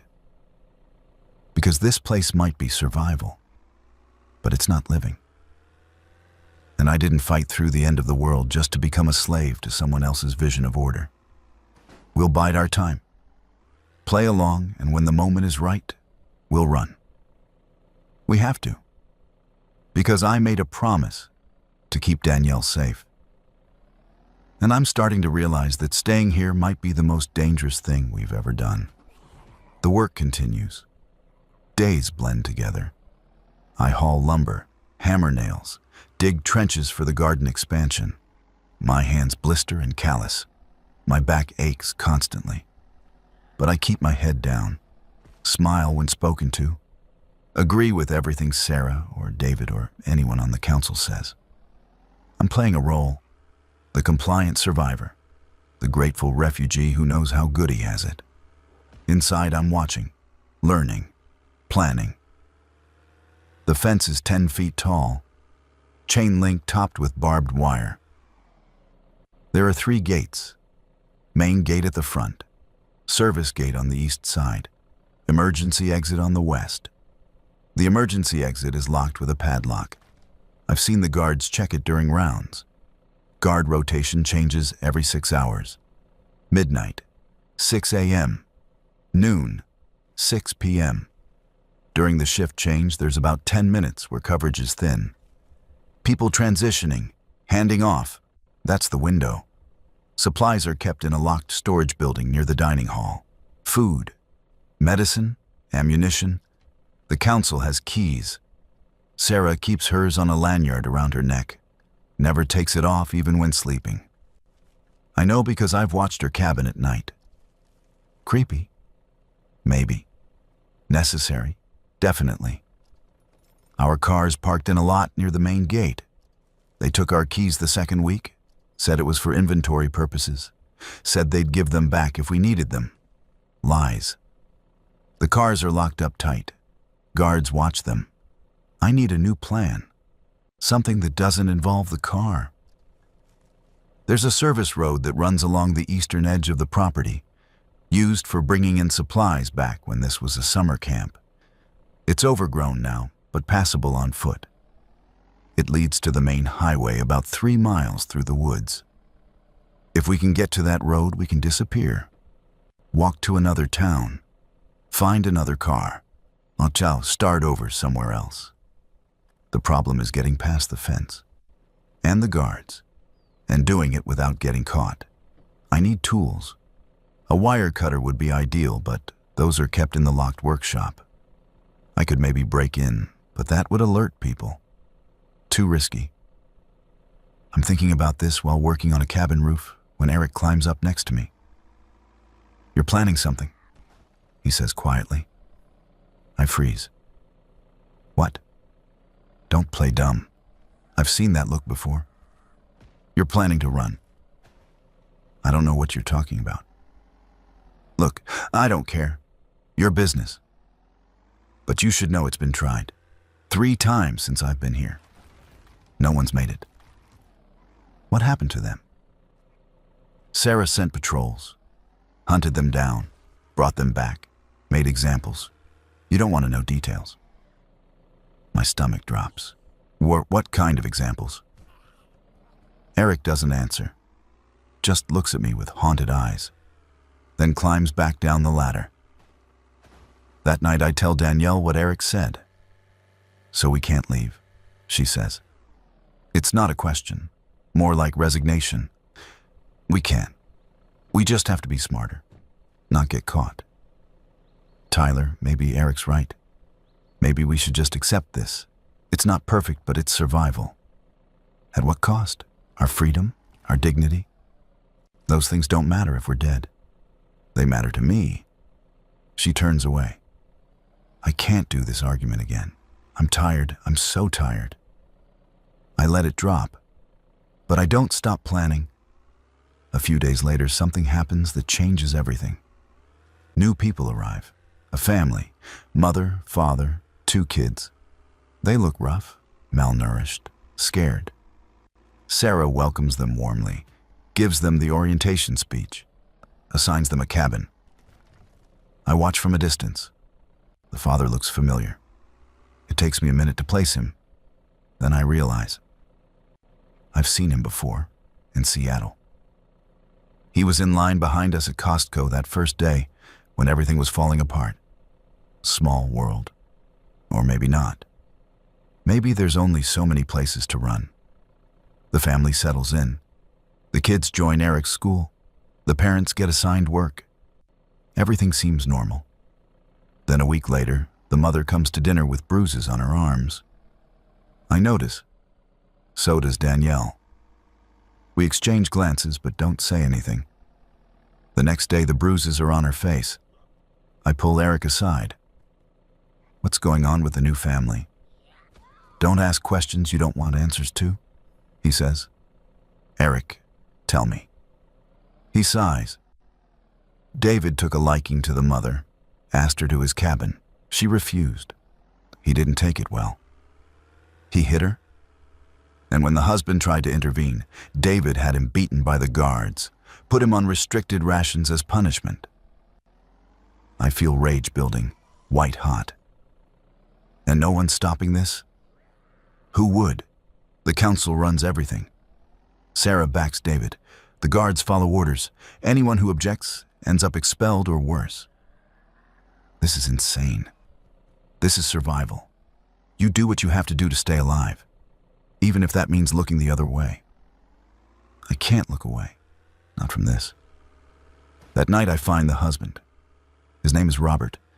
He's sitting alone outside his cabin, face swollen, ribs probably broken.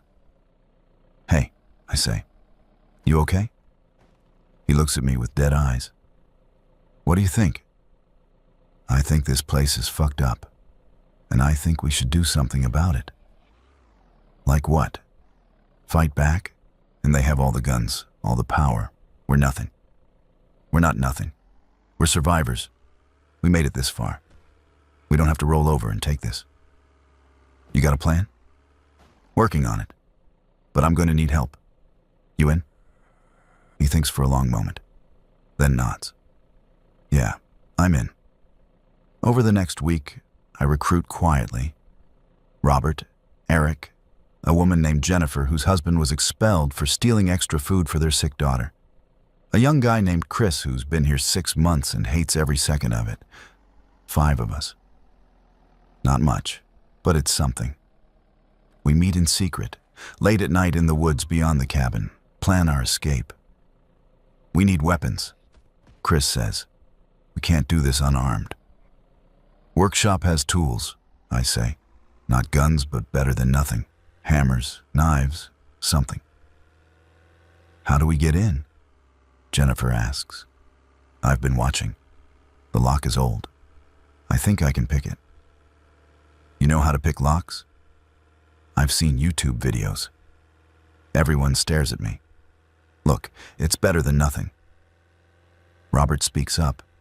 Even if we get weapons, how do we get past the guards? We create a distraction, something big enough to pull guards away from the gates. Like what? I've been thinking about this. Fire. We set one of the empty cabins on fire. Everyone rushes to put it out, guards included.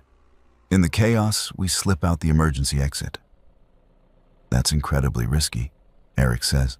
All of it's risky. But staying here is riskier. At least this way we're making our own choice. They agree. We set a date. 3 days from now. Gives us time to prepare, gather supplies, get ready. I don't tell Danielle. Can't risk it. She'll try to stop me. Or worse, she'll tell Sarah thinking she's protecting me. The night before, I can barely sleep. Danielle's next to me, breathing softly. I look at her in the moonlight.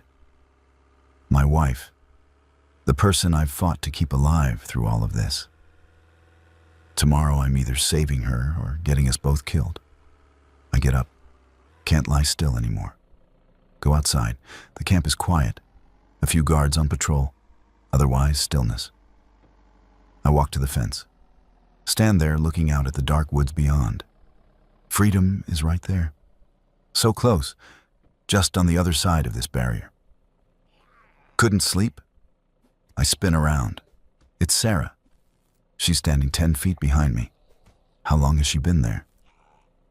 Just needed some air, I say. Funny place to get air. Right at the fence, like you're thinking about what's out there. I was just walking. She moves closer. Tyler, I've been watching you. You're not happy here.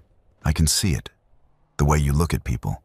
The way you tense up when David or I speak. You're planning something. My heart is hammering. No, don't lie to me.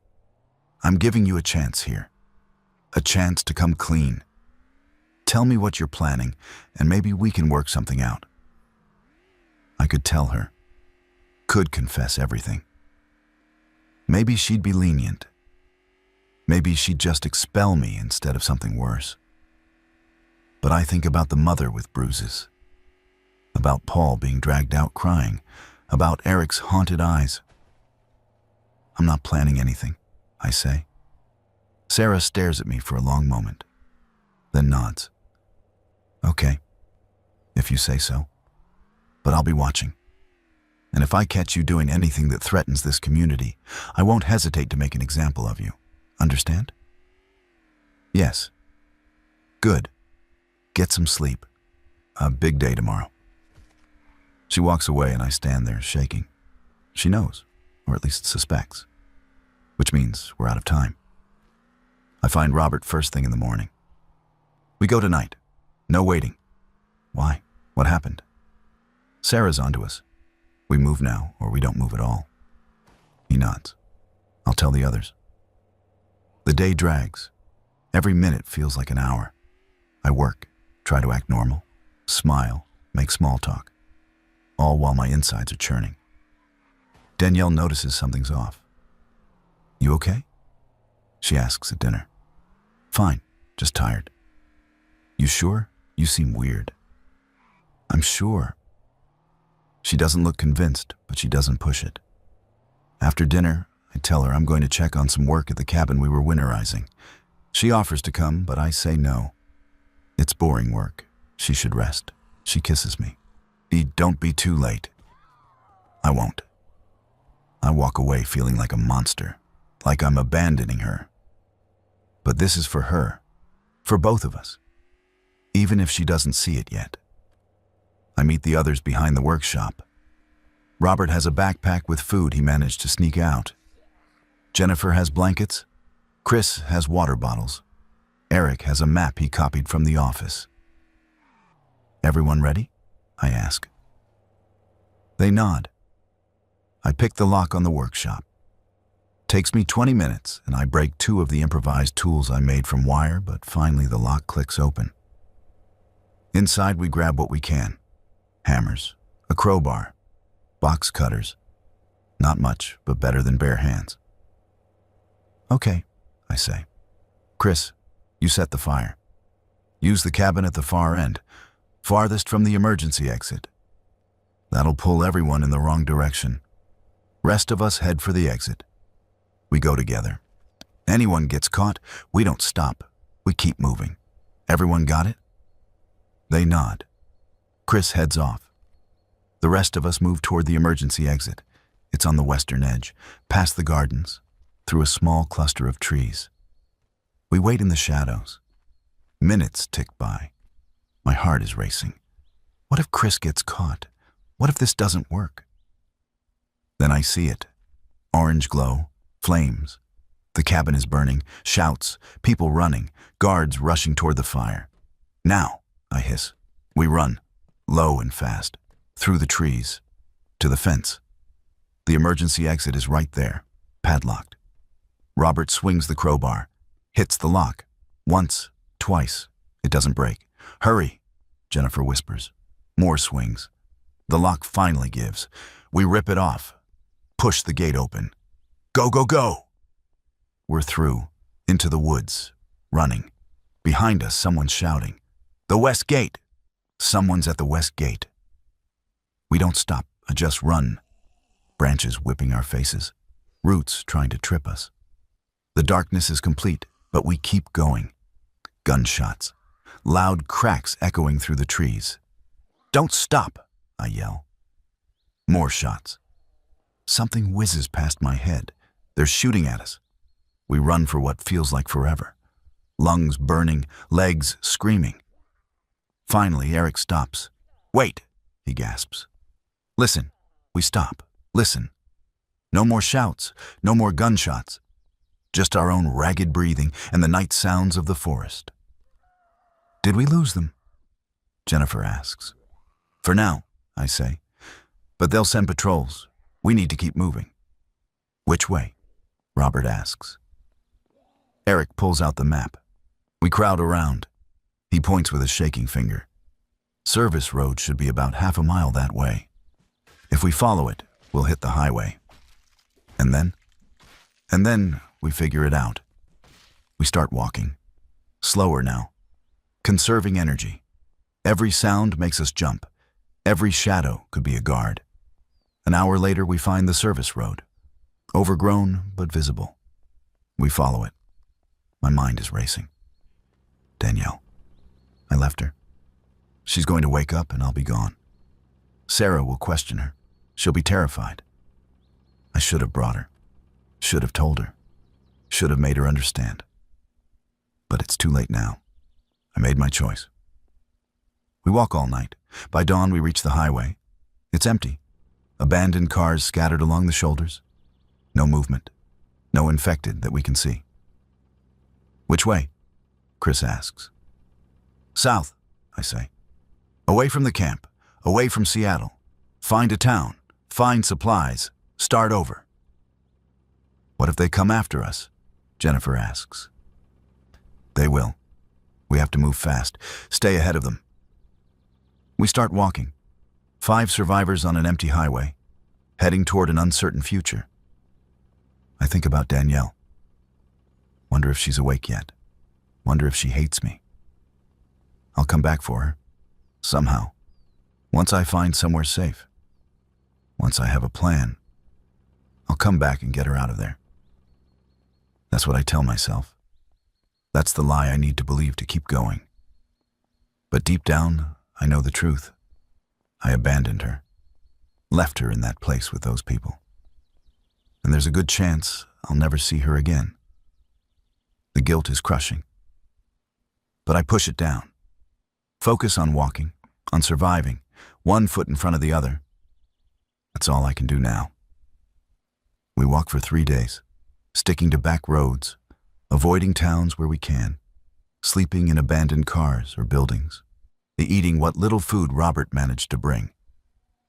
On the 4th day, we see smoke, a lot of it, coming from the direction we're headed. "Could be another settlement," Eric says. "Could be infected," Chris counters. "Could be anything," I say. Only one way to find out. We approach carefully. The smoke is coming from a small town. Population maybe 5,000 before everything ended. Now it's burning.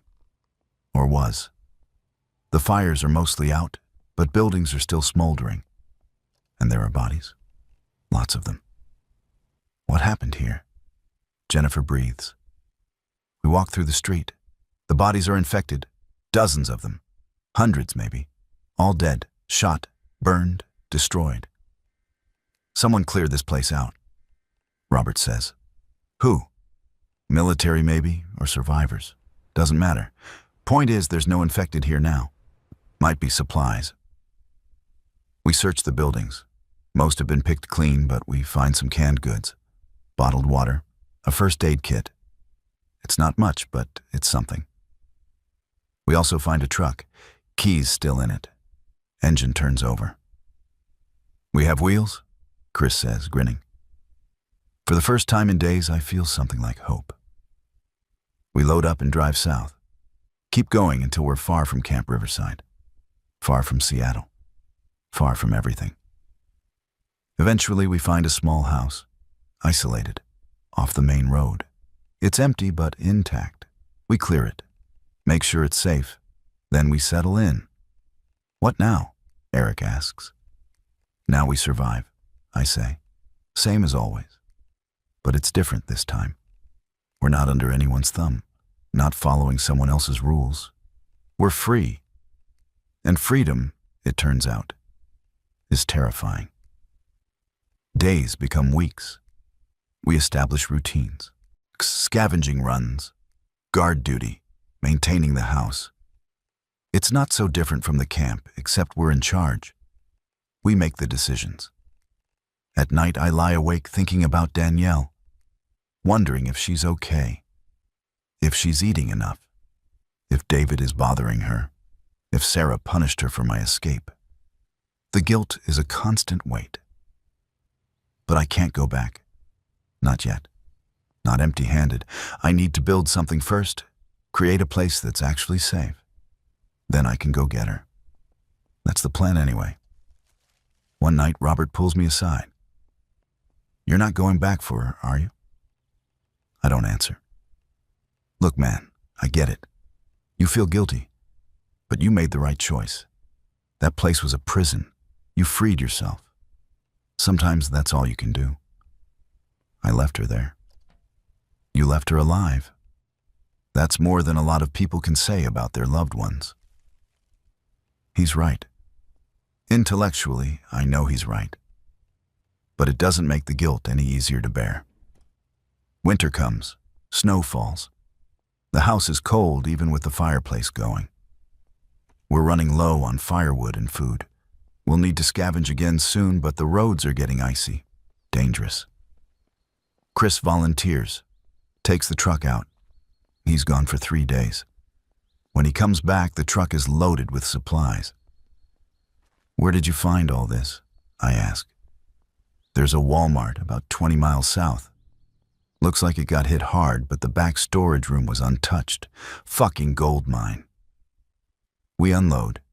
Canned goods, dry goods, batteries, medicine. Enough to last us months if we're careful. We should go back, Jennifer says. Get more while it's still there. Agreed, I say. Now we'll do runs every few weeks. Load up before someone else finds it. The plan works. We make 3 more trips, each time coming back loaded. By February, we have enough supplies to last through spring. And that's when I see her. We're on a scavenging run. I'm in the truck with Chris. We're stopped at a gas station trying to find something to siphon gas with.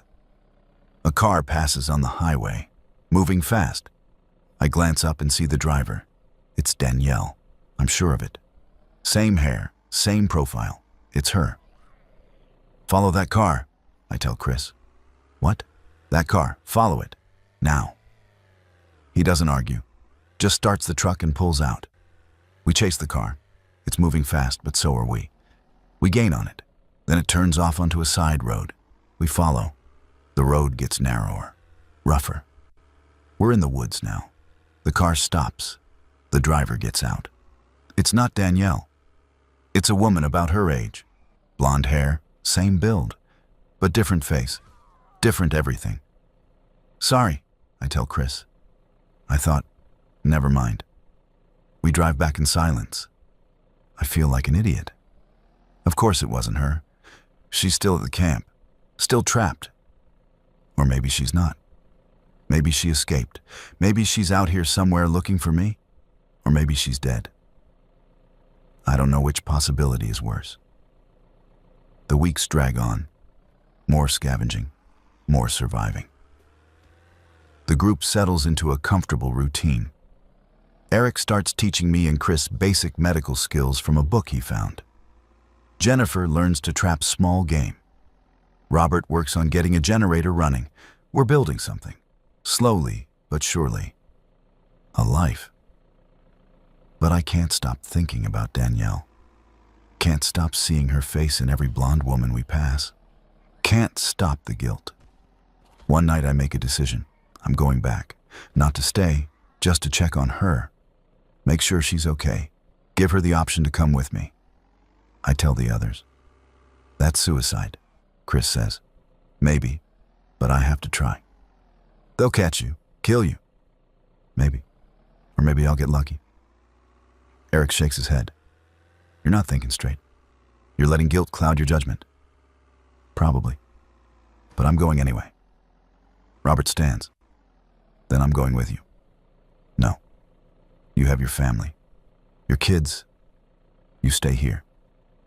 My family's the reason I understand why you have to do this. You can't do it alone. In the end, Robert and I leave together. Take the truck north. Back toward Camp Riverside. Back toward the place we escaped from. It takes 2 days. We approach carefully. Park the truck a mile out and walk in, and the camp looks the same. Fence, guards, cabins, smoke rising from chimneys. We watch from the tree line. I scan for Danielle. Don't see her. How do we do this? Robert whispers. I go in. You stay here as backup. If I'm not out in 2 hours, you leave without me. Tyler. That's the plan. Non-negotiable. He doesn't like it, but he agrees. I wait until dark. Then I move. Stay low. Avoid the guards. Make my way to the cabin Danielle and I shared. The door is unlocked. I slip inside. The cabin's empty. No one here. But there are signs someone's living here. Blankets on the bed, clothes folded on a chair. I search quickly, looking for any sign of where Danielle might be. Find nothing. The door opens behind me. I spin, gun raised. It's David. Tyler, he says calmly, we've been expecting you. Before I can react, guards rush in. 3 of them. They grab me, disarm me, pin me to the floor. Where is she? I shout. Where's Danielle? David smiles. Oh, she's fine. Better than fine, actually. She's been very cooperative since you left, very grateful for our protection. I don't believe you. You don't have to. You'll see for yourself. They drag me out. Through the camp. People stare. I recognize some of them. They look away. They bring me to the dining hall. Sarah's there. And Danielle. She's sitting at a table, eating. She looks up when I'm dragged in. Her eyes widen. Tyler? Danielle? Thank God you're okay. Come on. We're leaving. She doesn't move. Danielle? I'm not going, she says quietly. What? I'm not going with you. I'm staying here. I stare at her. Can't process what she's saying. Sarah speaks up. Danielle has made her choice. She understands that this community offers safety, structure, things you were too selfish to appreciate. Danielle, this place is a prison. I came back for you, to save you. I don't need saving, she says. There's anger in her voice now. You left me, just abandoned me. Do you know how terrified I was, waking up and you were just gone? No note, no explanation, nothing. I was going to come back. When? After how long? Weeks? Months? I've moved on, Tyler. I've accepted reality.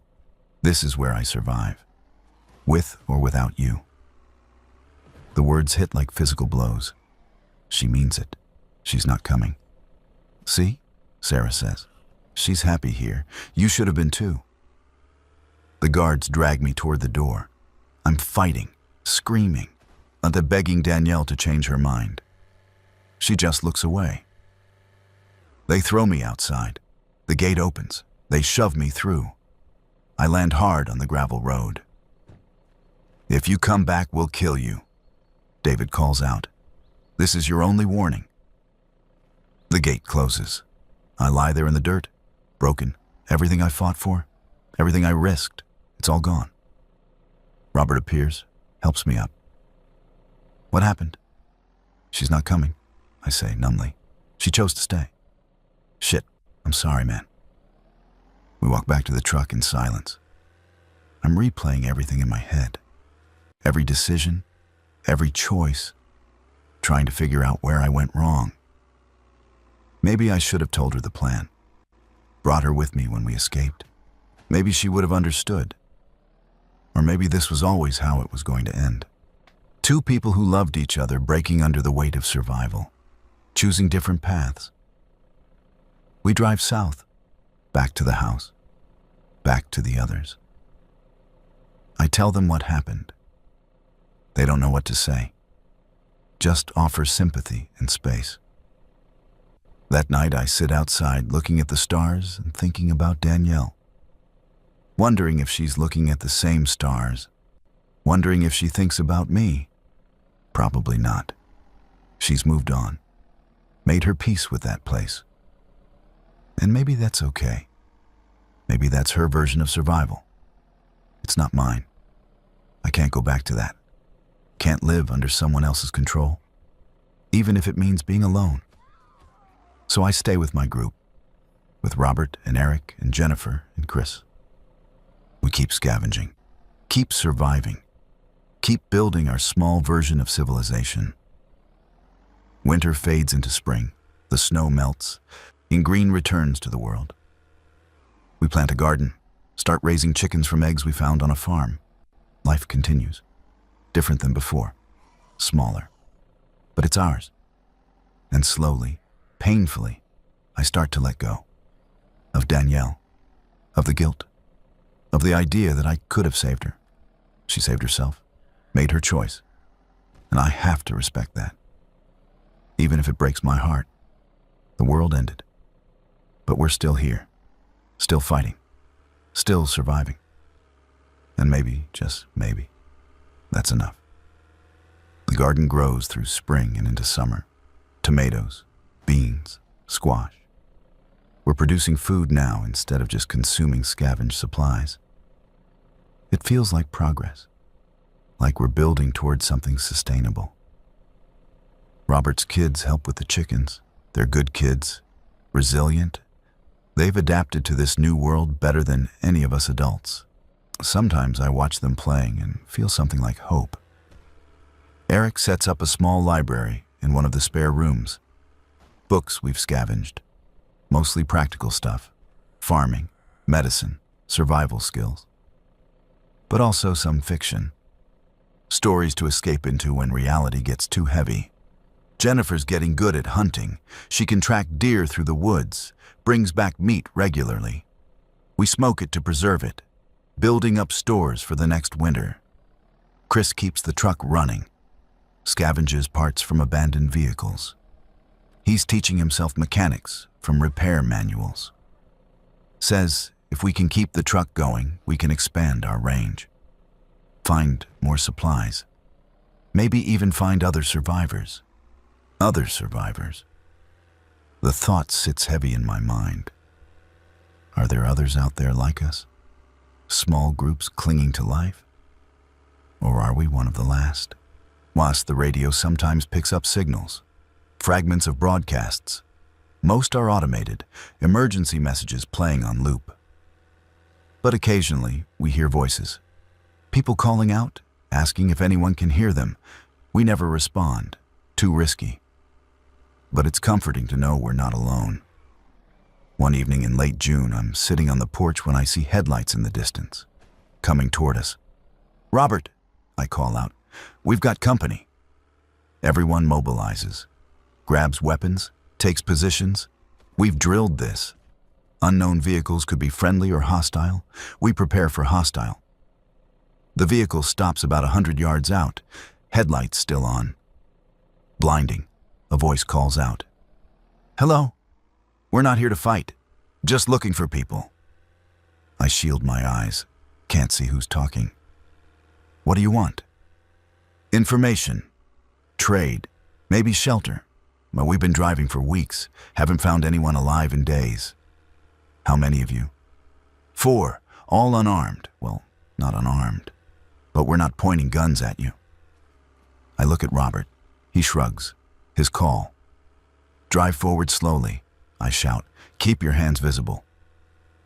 The vehicle creeps forward, an SUV, newer model. As it gets closer, the headlights pan to the side, and I can see inside. 4 people, 3 men and a woman. They look tired, dirty, but not threatening. They stop 30 feet out. All four get out with hands raised. That's far enough, I say. Gun trained on them. State your business.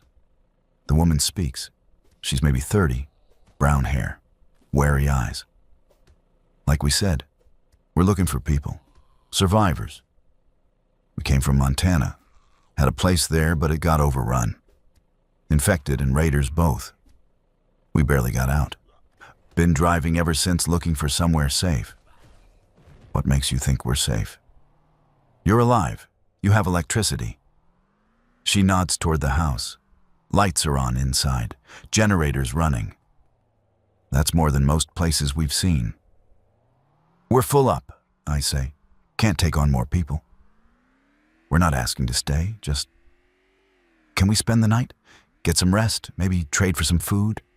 We have medical supplies, ammunition, other stuff. I look at the others. Eric nods slightly. Jennifer looks uncertain. Chris is watching the strangers carefully. Robert's face is unreadable. One night, I say finally. You sleep in your vehicle. Leave at first light. Any trouble and we put you down. Clear?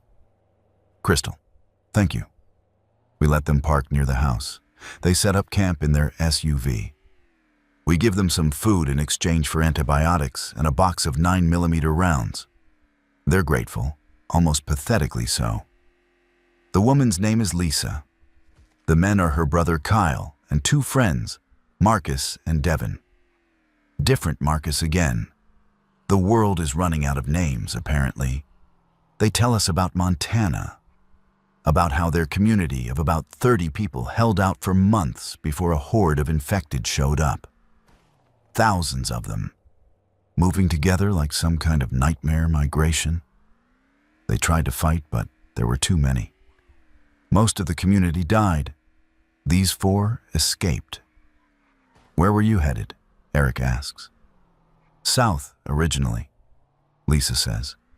Heard rumors of safe zones in California. But we got as far as Oregon and realized the rumors were bullshit. So we've just been wandering, looking for any sign of organized civilization. There isn't any, I say. Not anymore. Just people like us, small groups, trying to survive. What about the military? The government? Gone. Or holed up somewhere we can't reach. The broadcasts say there are quarantine zones, but they won't let civilians in. Shoot on sight.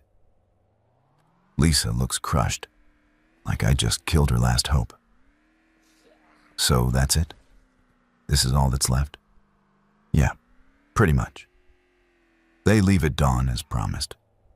We watch them drive off, and I feel a strange mixture of relief and sadness. Relief that we don't have to share resources.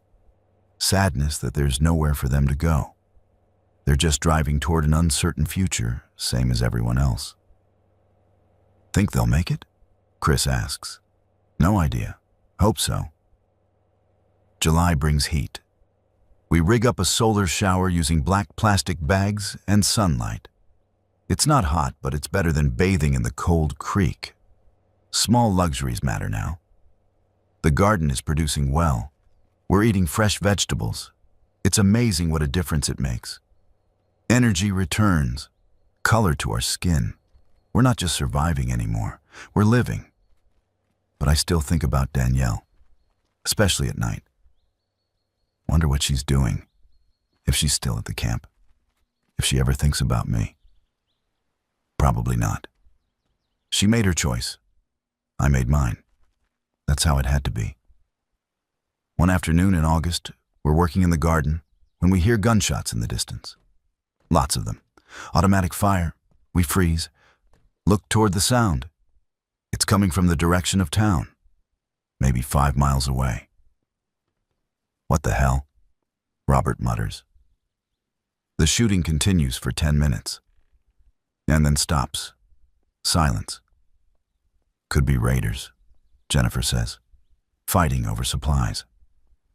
Could be military, Eric suggests, clearing infected. Could be anything, I say. Either way, we stay put. Stay quiet. Hope whatever it is doesn't come this way. It doesn't. We see smoke later that day, but it's far off. Nothing comes near our property. But it's a reminder. The world is still dangerous, still chaotic. We're not safe just because we haven't seen trouble lately. That night, we double the guard rotation. Keep weapons close. Sleep light. Nothing happens. Days pass. The smoke fades. Life returns to normal, or what passes for normal now. September. The weather starts to cool. We begin preparations for winter. Gathering more firewood. Preserving food. Insulating weak points in the house. Making sure we'll survive the cold months. Hoss Roberts working on the generator when it finally dies. Just stops. We've been running it off scavenged fuel, and apparently we pushed it too hard. The engine's seized. Can you fix it? I ask. He shakes his head. Need parts, specific parts, and I don't know where to find them. Without the generator, we lose refrigeration. Lights. The pump for the well still works manually, but everything else is gone. We adapt. Go back to candles and lanterns. Preserve food by smoking and canning instead of refrigeration. It's harder, but we manage. Chris suggests we go looking for another generator. There's a hardware store about 10 miles north. Might have one. That's getting close to Camp Riverside territory, I say. So, we avoid the camp. Just hit the hardware store and get out. I don't like it, but we need the generator. Winter's coming, and without it, we'll struggle. Fine. We go tomorrow. You, me, and Eric. In and out. Fast. The next morning, we take the truck. Drive north. The roads are clear. No infected. No people. Just emptiness. The hardware store is in a small town called Millbrook. Population maybe 3,000 before. Now it's a ghost town. Windows broken. Cars abandoned. Bodies long since rotted or wandered off as infected. We park outside the hardware store. It's been looted, but not completely. The front is trashed, but the back warehouse might have something. We go in carefully. Clear each aisle, looking for infected, finding none. The warehouse is locked. Chris shoots the lock off. We go in. Jackpot. There are 3 generators, big ones, industrial, plus fuel, oil, parts. Holy shit. Eric breathes. Now we hit the mother load. We load everything we can into the truck. Takes 3 trips back and forth. We're almost done when I hear it. Engines. I look out. A convoy's coming down the main street. 5 vehicles, big ones, military-style trucks. Get down, I hiss. We duck behind shelving, watch through the window as the convoy passes. It stops in the middle of town. Soldiers get out, maybe 20 of them. Full gear, weapons. They start searching buildings. They're clearing the town, Eric whispers. Looking for survivors? Maybe, or supplies, or infected. Who knows? We wait. The soldiers are methodical, moving building to building, getting closer to the hardware store. We need to go, Chris says. Now. They'll see us if we try to drive out. So what do? I think. We hide. Wait for them to pass, or then we slip out. We move deeper into the warehouse. Find a storage closet. Pile in. Close the door. Sit in the dark listening. Boots on the floor. Voices. The soldiers are in the store. Clear, someone shouts. More boots. They're searching, getting closer to the warehouse. The door to the warehouse opens. Footsteps. They're inside. My heart is pounding so hard I'm sure they can hear it. Eric's breathing is loud in the small space. Chris is absolutely still. The footsteps stop right outside our closet. A hand on the doorknob. I raise my gun. If the door opens, I shoot. No choice. The knob turns. Then a voice calls out. Sergeant, found something in the pharmacy next door. Need you over here? The footsteps retreat. Voices fade. We wait. 10 minutes. 20. Finally, silence. I crack the door open. Peek out. The warehouse is empty. Through the window, I see the convoys moved on. They're checking buildings further down the street. Now, I whisper. We run. Load the last generator. Pile into the truck. Chris starts the engine and we drive. Fast. Out of town. Away from the soldiers. No one follows. We make it back to the house by mid-afternoon. Unload everything. Set up the new generator. It purrs to life. Lights come back on. Everyone cheers. That night, we celebrate. Cook a real meal. Use the lights freely instead of rationing. It feels almost decadent. We should do more runs, Jennifer suggests. If there are supplies in Millbrook, there might be supplies in other towns too. Too risky now, I say. The military's active in the area. We don't know what they're doing, but I don't want to find out. They might be friendly, might help us. Or they might shoot us on sight. The broadcasts said civilian access to military zones is forbidden. Deadly force authorized. I'm not testing that. We agree to lay low for a while.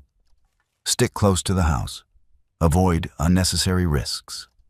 October arrives. Leaves turn. Temperatures drop. We harvest the last of the garden. Stockpile firewood. Prepare for winter. One morning, I'm chopping wood when I see someone walking up the road. Just one person. Moving slowly, I grab the rifle. Call out to the others. We watch the person approach. As they get closer, I realize it's a woman. Young, maybe 20. She looks exhausted, malnourished. Her clothes are torn and dirty. She sees us. Raises her hands. Please, I need help. Stop there, I call out. Who are you? My name's Amy. I escaped from a camp. I've been walking for days. Please, I just need water, food, then I'll go. What camp? Camp Riverside. Do you know it? My blood runs cold. Yeah, I know it. Then you know what it's like there? What they do? I couldn't stay. I had to run. I lower the rifle, walk toward her. How did you get out? Fire. One of the cabins caught fire. The guards were distracted. I slipped out the emergency exit. Just kept running. When was this? 3 days ago. I've been walking ever since. Hiding during the day. Moving at night. I'm so tired. I believe her. She has that look. The haunted eyes. The desperation. I remember it from when we escaped. Come on, I say. Let's get you inside. We feed her. Give her water. Let her sleep. She's out for 16 hours. When she wakes, she's more coherent. Thank you, she says. You didn't have to help me. Yeah, we did. Well, Tam, we've all been where you are. She looks around the house, at the 5 of us. You all escaped from there? Me and Robert did. The others came from different situations, but we all ended up here. Is this place safe? Safe as anywhere can be. She starts crying. I was so scared they'd find me, drag me back. They killed the last person who tried to escape, made everyone watch. I remember Eric's haunted eyes, the example Sarah made. Yeah, I can imagine. You're safe now, I tell her. They won't find you here. Amy stays. We have enough supplies for one more person, and she's useful, knows how to sew, can cook, helps with the chickens. She tells us more about the camp, how it's changed since we left, how David's gotten worse, more violent, more controlling, how Sarah's implementing stricter rules, curfews, rationing, and punishments for minor infractions. There's talk of rebellion, she says. Some people want to fight back, but they're too scared. The council has all the weapons, all the power. What about Danielle? I ask before I can stop myself. Did you know her? Amy thinks. Blonde woman? Married to someone who escaped? Yeah. She's one of Sarah's favorites now. helps run the kitchen, gets extra rations. I think she's with David, actually. Like, with him. The words hit like a punch. I feel sick. Oh, is all I managed to say. Amy realizes her mistake. I'm sorry. I didn't know. It's fine. She made her choice. But it's not fine. The image of Danielle with David makes me want to vomit, or scream, or both. I excuse myself and go outside. Breathe the cold October air. Try to process. She's with David, the man who beat Robert, who assaulted that woman. Danielle's with him. Maybe she had no choice. Maybe it was survival. Or maybe she genuinely chose him. Chose stability and safety over freedom. Either way, it doesn't matter. She's there. I'm here. That's the reality. I have to let go. Really let go this time. Stop thinking about her. Stop wondering. Stop hoping. She's gone. That part of my life is over. I go back inside. Amy's helping Jennifer prepare dinner. Robert's playing with his kids. Eric's reading. Chris is tinkering with the generator. This is my family now. These people. This place. It's not the life I imagined, not the life I wanted, but it's the life I have, and I need to make peace with that. Winter comes hard and fast. Snow by mid-November. We're ready. Food stored, firewood stacked, generator running. We settle in for the long, cold months. Days are short. Nights are long. We spend evenings around the fireplace telling stories, playing cards, reading, finding ways to pass the time. It's not comfortable, but it's bearable. We have enough. We're together. We're alive. Christmas comes and goes. We make a small celebration. Roast one of the chickens. Make something approximating cookies from our dwindling flour supply. Robert's kids make decorations from paper and twine. It's simple, but it feels important. Maintaining humanity in an inhuman world. New Year's Eve, we stay up. Mark the passing of 1 year into the next. 2026 is over. 2027 begins. Another year of survival. Another year of adaptation. January is brutal. Temperatures drop below zero. The creek freezes. We have to melt snow for water to supplement the well. It's exhausting work. Mid-January, Amy gets sick. Fever. Coughing. We isolate her in one of the bedrooms. Eric does what he can with the medical supplies we have. Antibiotics, fluids, rest. She recovers after a week. We're all relieved. Losing someone now would break something in the group. We've become dependent on each other in ways I didn't realize. February brings a thaw. The snow melts slightly. Roads become passable again. Chris suggests a supply run. We're low on medicine. Could use more canned goods.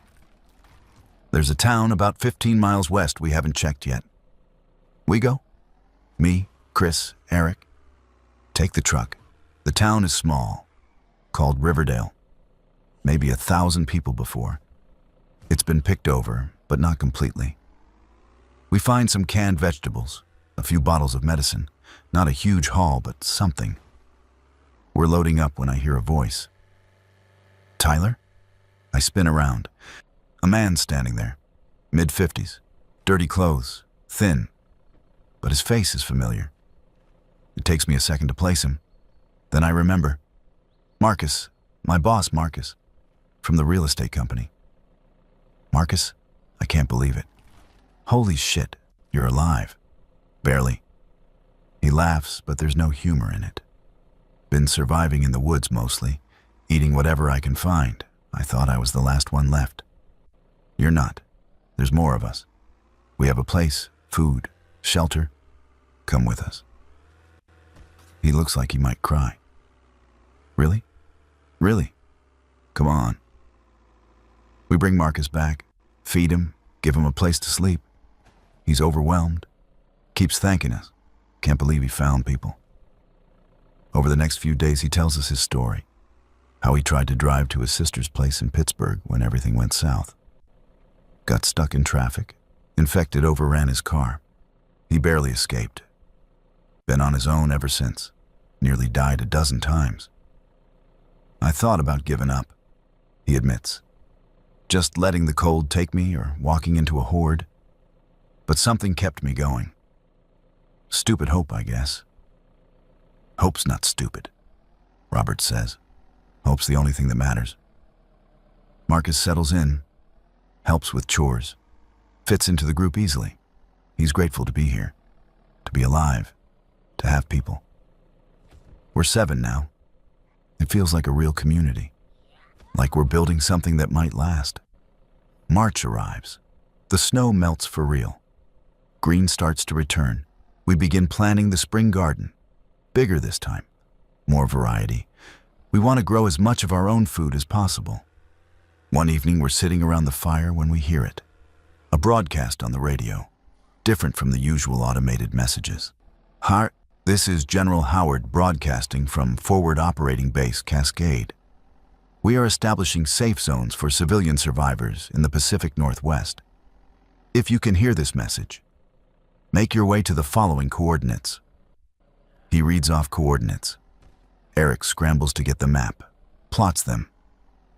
That's about 50 miles north, he says, near where Camp Riverside is.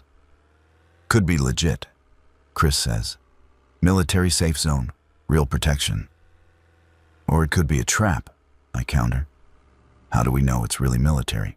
Could be anyone broadcasting. Why would someone fake a military broadcast? To lure people in, steal their supplies. Happens all the time, apparently. We debate for hours. Should we go? Should we stay? Is this the chance we've been waiting for? Or is it too good to be true? Finally, we vote. 4 want to go. 3 want to stay.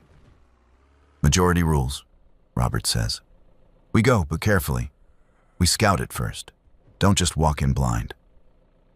We pack up, load the truck, say goodbye to the house that's kept us safe all winter. It feels wrong to leave, but also right. Maybe this is the next step. Maybe we're meant to find this safe zone. Or maybe we're walking into disaster. Either way, we're going together. And that has to count for something.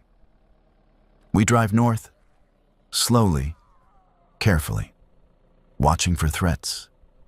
We pass through abandoned towns, see a few infected in the distance, but none close enough to worry about.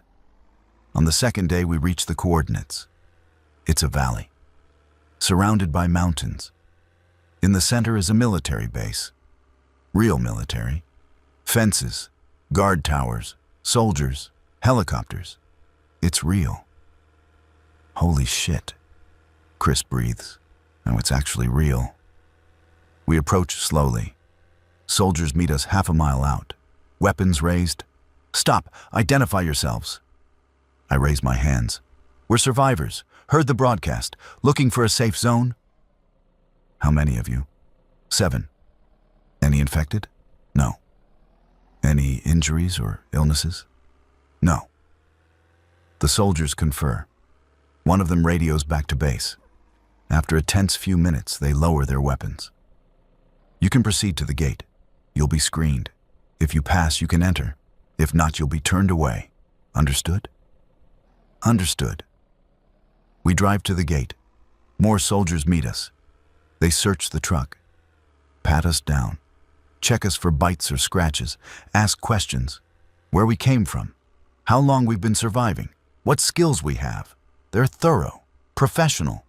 It takes 2 hours, but finally they clear us. Welcome to FOB Cascade, the lead soldier says. You'll be assigned quarters, given work assignments based on your skills. Follow the rules and you'll be safe here. Break them and you're out. Clear? Clear. They lead us into the base. It's huge. Hundreds of people. Civilians and military both. Gardens, buildings, structure, organization. It's civilization. Or the closest thing to it that still exists. We're shown to barracks. Simple. Bunks, shared bathrooms. But it's clean, safe, warm. That night I lie in my bunk staring at the ceiling. thinking about everything that's brought us here. The house in Bellevue, the farmhouse, the winter in the woods, the long journey north. We made it, against all odds. Through death and loss and desperation, we made it. I think about Danielle, wherever she is, whatever she's doing. I hope she's safe. I hope she found her version of peace. As for me, I found mine, here, with these people, in this place. It's not the ending I imagined, but it's an ending. A new beginning, actually. And maybe that's all any of us can hope for now. A chance to begin again, to build something better from the ashes of what was lost. I close my eyes. Let exhaustion take me. Tomorrow we start the next chapter, whatever that brings. For now, for tonight, we're safe. We're together. We're alive. Thanks for watching, guys. I will be back with another story.